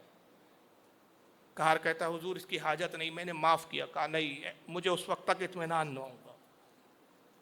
मुजद्दिद का इसरार बढ़ता और वही हुआ। दुनिया देख रही थी, एक मजदूर पालकी में बैठा था और वक्त मुजद्दिद पालकी को कांधा देख के मजदूर की दरमियान में मजदूर बन के उसको लेके चल रहा था। यह एहतराम था आला हजरत का, वरना यही वो आला हजरत है, अच्छे अच्छों को खातिर में नहीं लाते थे। यही आलिम की सिफत। आज तो रुपये वालों के लिए मौलवी बिक जाता है भाई, बिक जाता है। सैयद और सादात का तो मामला छोड़िए, आला हज़रत की बारगाह में रुपये वालों की अहमियत नहीं थी, आले रसूल की अहमियत। बरेली में अंग्रेज़ों का ज़माना है साहब, डिप्टी कलेक्टर बनकर आते एक साहब, मुसलमान थे, तबादला हुआ, कलेक्टर बनकर आए बरेली में। आला हज़रत के भतीजे थे हसनैन मियाँ, हकीम थे पेशे से, आलिम भी थे, फाजिल भी थे। और जो नहीं जानते उनके लिए बता दूं, अल्हम्दुलिल्लाह मुझे फ़ख्र है इसलिए मैं अर्ज़ कर रहा हूँ, और शायद कुछ लोग ऐसे भी बैठे हो कि सुनने के बाद उनको थोड़ा और फ़ख्र हो। आला हज़रत के जो भतीजे थे हसनैन मियाँ, ये वालिद हज़रत अल्लामा सिब्तैन रज़ा साहब रहमा के, और अल्हम्दुलिल्लाह मैं उन्हीं का मुरीद हूँ। और आला हज़रत की एक बेटी भी हज़रत हसनैन मियाँ को, भतीजे भी थे, दामाद भी थे, बेटी भी दी गई थी। तो अल्लामा हसनैन मियाँ हकीम होने की वजह से मैंने जो साहिब हैसियत लोग होते थे उस ज़माने में, रूसा होते थे, गवर्नमेंट के जो अहदेदार होते, उनसे भी कुछ ताल्लुकात थे। तो डिप्टी कलेक्टर साहब से इनका कुछ ताल्लुक कायम हो गया। सुन्नी मुसलमान थे डिप्टी कलेक्टर साहब, हसनैन मियाँ से मिलने आए, कहा कि भाई बरेली में हमारा तबादला हुआ है और आला हज़रत का बड़ा चर्चा सुना है, तो आला हज़रत से मुलाकात करना चाहता हूँ, तो आप अगर मुलाकात करवा दें तो बड़ी नवाजिश होंगी। कहा क्या मुश्किल है, चलिए मैं आपको मिला देता हूँ आला हज़रत से, हमारे चचाई है, कभी भी मिल सकते हैं। उनका कोई ऐसा मामला नहीं है कि उसके लिए कोई वक्त दिया जाए या कोई तारीख दी जाए और कोई अपॉइंटमेंट दिया जाए, ऐसा कोई मामला नहीं है, हर कोई मिल सकता है। तो आप तो कलेक्टर है, चलिए मैं आपको मिला देता हूँ। हसनैन मियाँ लेकर आते डिप्टी कलेक्टर साहब को। अब जब ये मिलने आए उस दिन, तो इत्तेफाक से उन्होंने ये किया, आम तौर पर जो दुनियादार लोग होते हैं वो इतना नहीं जान पाते कि भाई आलिम से मिलने जाओ तो किस हाल में और किस हुलिये में जाना चाहिए। अब उनका अपनी सोच होती है। तो अब डिप्टी कलेक्टर थे, वो बड़ा ओहदा होता है। उन्होंने साहब उस दिन बिल्कुल क्लीन शेव और दाढ़ी वाड़ी घोट ली, अच्छे से शेव बना लिया, कोट और टाई पहन लिया, टाई भी लगा ली, कोट वगैरह भी पहन लिया। भाई सूट बूट में जाएंगे आला हज़रत से मिलने, तो भैया आला हज़रत अच्छा लगेगा, तो बड़ी शख्सियत से मिलने जा रहे। पहुँचे तो आला हज़रत फाजिल बरेलवी रज़ी अल्लाह ताला अन्हु लिखने में मसरूफ़ है। हसनैन मियाँ आए, बोले हुजूर आपसे मिलने आए हैं। देखा, निगाह उठा के, दाढ़ी साफ है, दाढ़ी मुंडे, कोट टाई पहने हुए, दुनियादार है। आला हज़रत लिखने में मसरूफ़। मैंने कहा अच्छा। डिप्टी कलेक्टर साहब ने सलाम किया, अस्सलाम वालेकुम। वालेकुम अस्सलाम। कोई एतनाई नहीं, कोई खुलूस नहीं, कोई अहमियत नहीं, लिखने में अपने मसरूफ़ है। हसनैन मियाँ कहते हुजूर बड़े दूर से मिलने आए। अच्छा हुजूर, ये ओहदे के एतबार से बरेली के डिप्टी कलेक्टर है, अभी इनका तबादला हुआ है, कलेक्टर बनकर आए हैं। अच्छा, आए हैं हमारी बला से। हुजूर ये बहुत बड़ा ओहदा होता है, होगा, हमें क्या लेना देना। देखना, ओहदा बता रहे हैं, आला हज़रत की तवज्जो नहीं है, मकाम बता रहे हैं, तवज्जो नहीं है, पेशा बता रहे हैं, तवज्जो नहीं है, दूर से मिलने आए, तवज्जो नहीं है। अब हसनैन मियाँ की ज़बान से एक जुमला निकलता है, हुजूर सैयदज़ादे हैं, बस जैसे ही जुमला सुना, कलम जमीन पर रखा, वक्त के मुजद्दिद ने खड़े होकर डांट के कहते, हसनैन मियाँ जो काम की बात है वो बाद में कहते हो, फुजुल बकवास कर रहे हो, पहले क्यों नहीं कहा सैयदजादे? कदमों में गिर गए, कहा कलेक्टर साहब सैयदजादे मुझे माफ कर दो कि मैंने ये बेरवाई आपके साथ इख्तियार की, मुझे नहीं मालूम था आप मेरे नबी के शहजादे। अगर हसनैन मियाँ ने पहले बता दिया होता तो मुझे आप बाअदब एहतराम करने वाला पाते। कलेक्टर साहब बड़े हैरान, कलेक्टर है भाई साहब, छटाक भर का कारपेंटर आ जाता ना तो वो घर हिल जाता भाई साहब, एक मिनिस्टर आ जाए तो घर हिल जाता है, एक लीडर आ जाए तो घर हिल जाता है, एक पुलिस ऑफिसर है, हमारा तो ये हाल है, कलेक्टर ये आला हजरत है, कोई अहमियत नहीं। कलेक्टर साहब हैरान, ये क्या बात है? उन्होंने कहा हुजूर आपके भतीजे हसनैन मियाँ ने, आपने देखा कि मैं कोट टाई पहना हूँ, मतलब एक मौजूद आदमी हूँ, दूसरा ये कि फिर इन्होंने तारुफ कराया, मेरा ओहदा बताया, तब भी आप मरूब ना हुए। अजीब बात है कि जब सैयद कहा तब आप इतने मुअद्दब खड़े हो गए। हज़रत कहते हैं कि मियाँ इसी निस्बत का एहतराम है, कसम खुदा की अगर मल्क विक्टोरिया भी आती तो अहमद रज़ा के पास यही अंदाज होता। मुझे दुनियादारों से क्या लेना देना, मैं गदा हूँ अपने करीम का, मेरा दीन पा रहे नान। सैयद साहब बड़े मुतासिर हुए, हाथ पकड़ के अपने बाजू बिठाया और कहा कि पोस्टमैन का काम क्या होता है कलेक्टर साहब? कहा कि पैगाम पहुंचा देना। कहा अगर कोई पोस्टमैन का ओहदे पर हो और वो पैगाम जिसको पहुंचाना हो, जिसको खत देना हो, वो खत वहां ना पहुंचाए तो क्या वो एक अच्छा पोस्टमैन हो सकता है? कहा बिल्कुल नाकारा है, इस लायक है उसको नौकरी से निकाल दिया जाए। कहा कि मैं आपके जद आपके नाना रसूलुल्लाह का एक पोस्टमैन हूँ, अब्बा खुदा मैं नाकारा पोस्टमैन में नहीं हूँ, आपके जद का एक पैगाम है जो आप तक इरसाल करना चाहता, और पैगाम यह है कि आप ही के जद आप ही के नाना ने कहा दाढ़ियों को बढ़ाओ और मूछों को पस्त करो। क्या अंदाज था हालत कैसी आप? सैयद साहब ने कहा जी हुजूर आपने बजा फरमाया। कहा हुजूर बस पोस्टमैन का जो काम था वो कर दिया। सैयद साहब कुछ देर बैठे रहे, गुफ्तगू की, हाथ वाथ मिलाया, फिर मुसाफा किया, रुखसत हो गया। जब कुछ दिनों बाद आते हैं तो माशाल्लाह दाढ़ी बढ़ी हुई थी। ये जुमलों का चंद असर ऐसा हुआ और आके कहते हुजूर अगरचे मैं सैयद हुआ आले रसूल हूँ, मगर आप इस वक्त के मुजद्दिद और आलिम दीन हैं, आप सिलसिले के बुजुर्ग हैं, मैं आपसे बैत होने के लिए हाजिर हुआ। आलत बैत करते हैं। और यहाँ तक कि मलकुल उलमा आलत के शागिर्द है।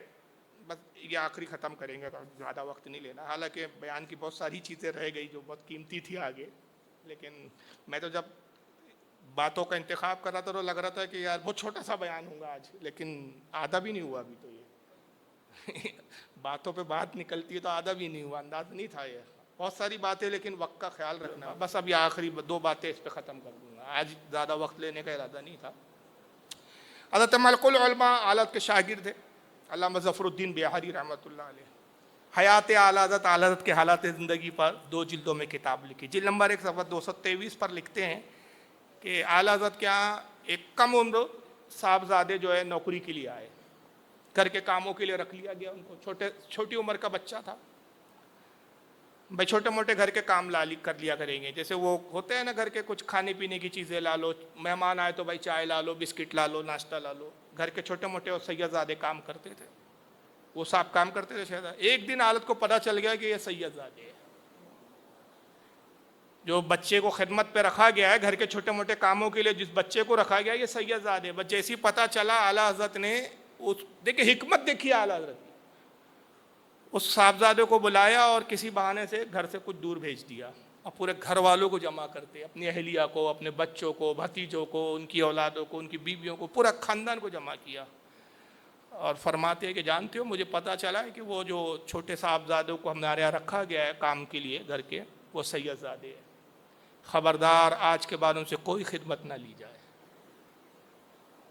और उनको ये एहसास ना होने दिया जाए कि हम उनके राज को जान चुके हैं, और जो नजराना अब न तनख्वाह नहीं थी वो नजराना हो गया है। आज कहते हैं कि जो नजराना मुतय्यन है उसमें ज़र्रा बराबर कमी ना की जाए, बल्कि उसमें कुछ इजाफा करके उनको वक्त मुकर्रर पे बाकायदगी के साथ दिया जाता है। ताकीद कर दी और सब घर वालों ने वादा कर लिया चलेगा। अब उसके बाद कोई घर वाला काम ही नहीं बता रहा है उनको। सैयद साहब थे, खुददार थे, आज के जैसे थोड़ी थे कि मुफ्त की मिल रही है तो पड़े रहो भाई और अच्छा हो गया, बोले काम भी नहीं मिल रहा करना है और मुफ्त की मिल रही है। وہ سمجھ گئے. ایک دن انہوں نے چھوٹی سی خط لکھا اور چلے گئے. کہا کہ حضور معلوم ہوتا ہے کہ میرا سادات ہونے کا راز ظاہر ہو گیا, فقیر مفت کی روٹی کھانے کا عادی نہیں ہے. استعفیٰ دے کے چلے گئے. مگر یہ اعلیٰ حضرت کا احترام تھا کہ گھر میں سید زادہ اگر بطور نوکر بھی ہے تو اس سے بھی خدمت نہیں لیتے تھے. اور یہ عالم تھا اعلیٰ حضرت کا. اگر میں سادات کے احترام کے قصے سناؤں نا تو کم سے کم 2 بیان چاہیے بھائی صرف اعلیٰ حضرت پر. اعلیٰ حضرت کے لوگ بتاتے نہیں ہیں, صرف نام لے لے کے روٹیاں خود کھما رہے ہیں, مگر زندگی اور سیرت نہیں بتاتے کہ بھائی ہمارا امام تھا کیا. قسم خدا کی اگر ہم نے اعلیٰ حضرت کی سیرت بتائی ہوتی تو میں نہیں سمجھتا کہ کوئی سیرت جاننے کے بعد اعلیٰ حضرت سے نفرت کرتا. یہ چیزیں جان کر تو محبت بڑھتی ہے ہماری اعلیٰ حضرت سے. اعلیٰ حضرت گھر میں کسی سے ناراض ہو جاتے تھے. اب ظاہر ہے گھر میں ہوتا ہے, کسی سے بچے سے کبھی ناراض ہو گئے, کبھی بیوی سے کہا سنی ہو گئی, تو اعلیٰ حضرت کا ایک انداز تک کھانا کھانا چھوڑ دیتے تھے. اور آپ کو حیرانی ہوگی 2 مہینے کھانا نہیں کھاتے تھے. صرف ایک ناشتہ, صبح کے ٹائم ناشتہ لایا جاتا تھا, ناشتے میں 2 سوجی کے بسکٹ اور 1 پیالہ شوربہ, بس یہ کھا لیا. 24 گھنٹے تک پھر کچھ نہیں لیتے تھے. گھر والے بھی بڑے چالاک, پہلے تو کوشش کرتے وہ کہ صاحب منائے کسی طرح سے, راضی کریں, معافیہ مانگتے تھے, مگر اعلیٰ حضرت سخت ناراض ہے. نہیں میں کھانا چھوڑ دیا, نہیں کھاؤں گا, میں ناراض ہوں. تو دیکھتے رہے کہ مان ہی نہیں رہے صاحب. 15 دن 20 دن 1 مہینہ 1.5 مہینہ ہو گیا. تو پھر سید کو تلاش کیا جاتا تھا, اور پھر کوئی سید مل جاتا تھا اور ان کو لایا جاتا تھا, اور سید صاحب پھر آ کے کہتے تھے حضور کھانا کھا لیجیے. تو اعلیٰ حضرت ٹالتے نہیں تھے. اور اس کام کے لیے اعلیٰ حضرت کے محلے سے دور 9 محلہ کر کے, بریلی شریف کا جو اعلیٰ حضرت کا محلہ, محلہ سوداگران, اس سے لگ کر ایک محلہ تھا 9 محلہ. ابھی پتہ نہیں وہی نام ہے کہ نام بدل گیا, مجھے نہیں معلوم. اب کبھی بریلی شریف جانا ہوا تو تحقیق کریں گے. 9 محلہ تھا, وہاں ایک سید صاحب رہتے تھے, سید مقبول نام تھا ان کا. اکثر ان کو بلایا جاتا تھا. ایک دن اعلیٰ حضرت کا گھر میں کچھ کہا سنی ہو گئی, بہت سخت ناراض ہو گئے. اور سخت ناراض یہ ہوئے کہ 2 مہینے تک اعلیٰ حضرت نے کچھ کھایا پیا ہی نہیں, صرف بس ناشتہ پہ وہی جو ناشتہ بتایا, 2 سوجی کے بسکٹ, یہ کو خوراک 24 گھنٹے کی, اور 1 پیالے میں تھوڑا سا شوربہ. شوربہ بولیے تو کون سا شوربہ میں بوٹی ووٹی نہیں ہوتی تھی, جس کو ہم سوپ بولتے ہیں نا, مطلب سوپ 2 سوجی کے بسکٹ ڈبا کے کھا لیا. پھر 24 گھنٹے تک کچھ, دوپہر کا رات کا کھانا سب بند کر دیا. گھر والوں نے بہت منت سماجت کی, نہیں مانے. حضرت سید مقبول صاحب کو اطلاع دی گئی کہ بھائی 2 مہینے کو گزر گئے, صرف ناشتے پہ گزارا ہے, نہ پان کھاتے ہیں نہ کھانا کھاتے. پان کا بھی شوق کرتے تھے. مگر میں ایک جملہ کہتا ہوں, یہ حیات اعلیٰ حضرت میں لکھا ہے, اس لیے کہہ رہا ہوں, اپنی طرف سے نہیں کہہ رہا ہوں. علامہ ظفر الدین فرماتے ہیں کہ اعلیٰ حضرت صرف 2 وقت پان کھاتے تھے, کھانا کھانے کے بعد ہاضمے کے لیے. پان کھاتے تھے, پان چرتے نہیں تھے. پان کھانا اور اتر چرنا, ہمارے ایسے چرتے رہتے ہیں, دانت دیکھو تو ایسا لگتا ہے کہ وہ گٹر کا کیا بن گیا اللہ جانے یار, کھا کھا کے دانت سڑا دیے پورے. تو کھانا اور ہوتا ہے, چرنا اور ہوتا ہے. بکری کی طرح دن بھر پچر پچر پچر, کیا عجیب حالت ہے. چلیے چھوڑیے, یہ موضوع نہیں ہے. پان کھانا بھی چھوڑ دیا, حالانکہ پان کی بڑی بہت الفت تھی حالت کو. تو حضرت علامہ حسین میاں سیرت اعلیٰ حضرت صفحہ نمبر 96 پہ لکھتے ہیں کہ سید مقبول صاحب کو اطلاع دی گئی کہ 2 مہینے سے اعلیٰ حضرت نے کھانا نہیں کھایا. جلال میں آ گئے سید مقبول صاحب, اور جملے فرماتے ہیں اچھا ہماری زندگی میں اتنی ہمت ہو گئی مولانا احمد رضا کو کہ کھانا چھوڑ دیا ہے, جبکہ ہم زندہ ہیں. اپنی بیوی اپنی اہلیہ سے, وہ بھی سیدنی تھی, سیدانی تھی, اپنی بیوی سے کہا کھانا تیار کرو فوراً, اچھا تھا گوشت وغیرہ ذرا بناؤ ذرا زبردست. انہوں نے بنایا, ٹفن لیا اور حالت کی خدمت میں پہنچے. سلام علام کیا, کہا کہ سنا ہے کہ آپ نے کھانا پینا بند کر دیا ہے. حالت نے کہا کہ یہ بات تو صحیح ہے, لیکن باخدا میرے کاموں میں کوئی فرق واقع نہیں ہوا ہے, میرے معاملات تو ایسے ہی ہے, اس میں ذرہ برابر بھی کوئی کمی نہیں آئی ہے. کہا میاں اللہ نے تو آپ کو قوت و طاقت دی ہے, آپ کو کہاں سے کمی آنے والی, لیکن یہ کیسے ہمیں گوارا ہوگا کہ آپ کی اتنی ہمت ہو گئی کہ ایک آل رسول آپ کے پڑوس میں رہتا ہے اور اس کے بعد آپ کھانا چھوڑ دیں اور ہم دیکھتے رہیں. یہ لیجیے میں کھانا لے آیا ہوں, اس کو کھانا کھائیے آپ. اب اعلیٰ حضرت کیونکہ بڑے سخت تھے, 2 مہینے سے نہیں کھایا تو کچھ سخت بات ہو گئی تھی. آپ نے کہا کہ نہیں حضور میں معافی چاہتا ہوں, میں معذرت چاہتا ہوں اس کے لیے. بس جلال میں آ گئے سید صاحب, ٹفن اٹھایا, اٹھانے کے بعد کہا کہ اچھا احمد رضا نہیں کھاتے, ٹھیک ہے یہ لے جا رہا ہوں, لیکن یاد رکھو قیامت کے دن رسول اللہ کی بارگاہ میں تمہارا دامن پکڑوں گا اور سرکار کی بارگاہ میں عرض کروں گا یا رسول اللہ آپ کی ایک شہزادی سیدانی نے کھانا بنایا تھا اور آپ کے پیارے احمد رضا نے اس کو کھانے سے انکار کر دیا تھا، بس اس کے جواب کے لیے تیار رہیے گا مولانا۔ اب جیسی حالت میں سنا کانپ گئے، اٹھے اور صاحب ان کے ہاتھوں کو پکڑ لیا، کہا سید صاحب مجھے معاف کر دیجئے، مجھے نہیں اندازہ تھا کہ آپ اتنے ناراض ہوں گے بات یہاں تک آ جائے، لائیے میں کھانا کھا لیتا ہوں۔ سید صاحب بھی بہت چالاک ہوشیار تھے، کہا اب یوں نہیں کھانا کھلاؤں گا آپ کو، وعدہ کیجئے کہ آئندہ کبھی آپ کھانا نہیں چھوڑیں گے۔ تال نے کہا اچھا چلیے ٹھیک ہے وعدہ کرتا ہوں۔ بہرحال پھر اعلیٰ حضرت نے وعدہ کیا، کھانا انہوں نے کھلایا، خود بھی کھایا، اس کے بعد پھر اعلیٰ حضرت نے کبھی اس طرح کا معاملہ ہی نہیں کیا۔ تو اندازہ لگائیے، بتانا میں چاہ رہا ہوں کہ یہ اعلیٰ حضرت کی بارگاہ میں سادات کا ادب و احترام تھا کہ کتنی سخت ناراضگی ہو لیکن اگر کوئی سید زیادہ منائے تو مان لیتے تھے آپ۔ تو یہی وہ ادب و احترام تھا ہمارے بزرگوں کا کہ آل رسول کی تعظیم اور ادب و تعظیم نے اور اتنے بلند مقام پہ فائز کیا کہ وقت کا کوئی سید الطائفہ بنتا ہے، کوئی وقت کا مجدد اعظم بنتا ہے، کوئی وقت کا امام اعظم بنتا ہے۔ اور بھی بزرگوں کے بہت سارے واقعات ہیں، انشاءاللہ پھر اللہ نے چاہا تو کبھی اس پہ گفتگو ہوگی۔ اللہ تعالیٰ آج کی اس بزم کو قبول فرمائے۔ آج پہلا دن تھا، تھوڑا انتظامات میں تاخیر ہوئی، کل انشاءاللہ کوشش ہوگی کہ 10 بجے کم از کم خطاب شروع ہو جائے۔ مجھے خوشی ہے کہ آج پہلی دن سے اتنا کثیر مجمع ہے۔ اللہ تعالیٰ آپ کے ذوق سماعت کو سلامت رکھے۔ وما علینا الا البلاغ المبین۔ آئیے صلاۃ والسلام کے لیے کھڑے ہو جائیں۔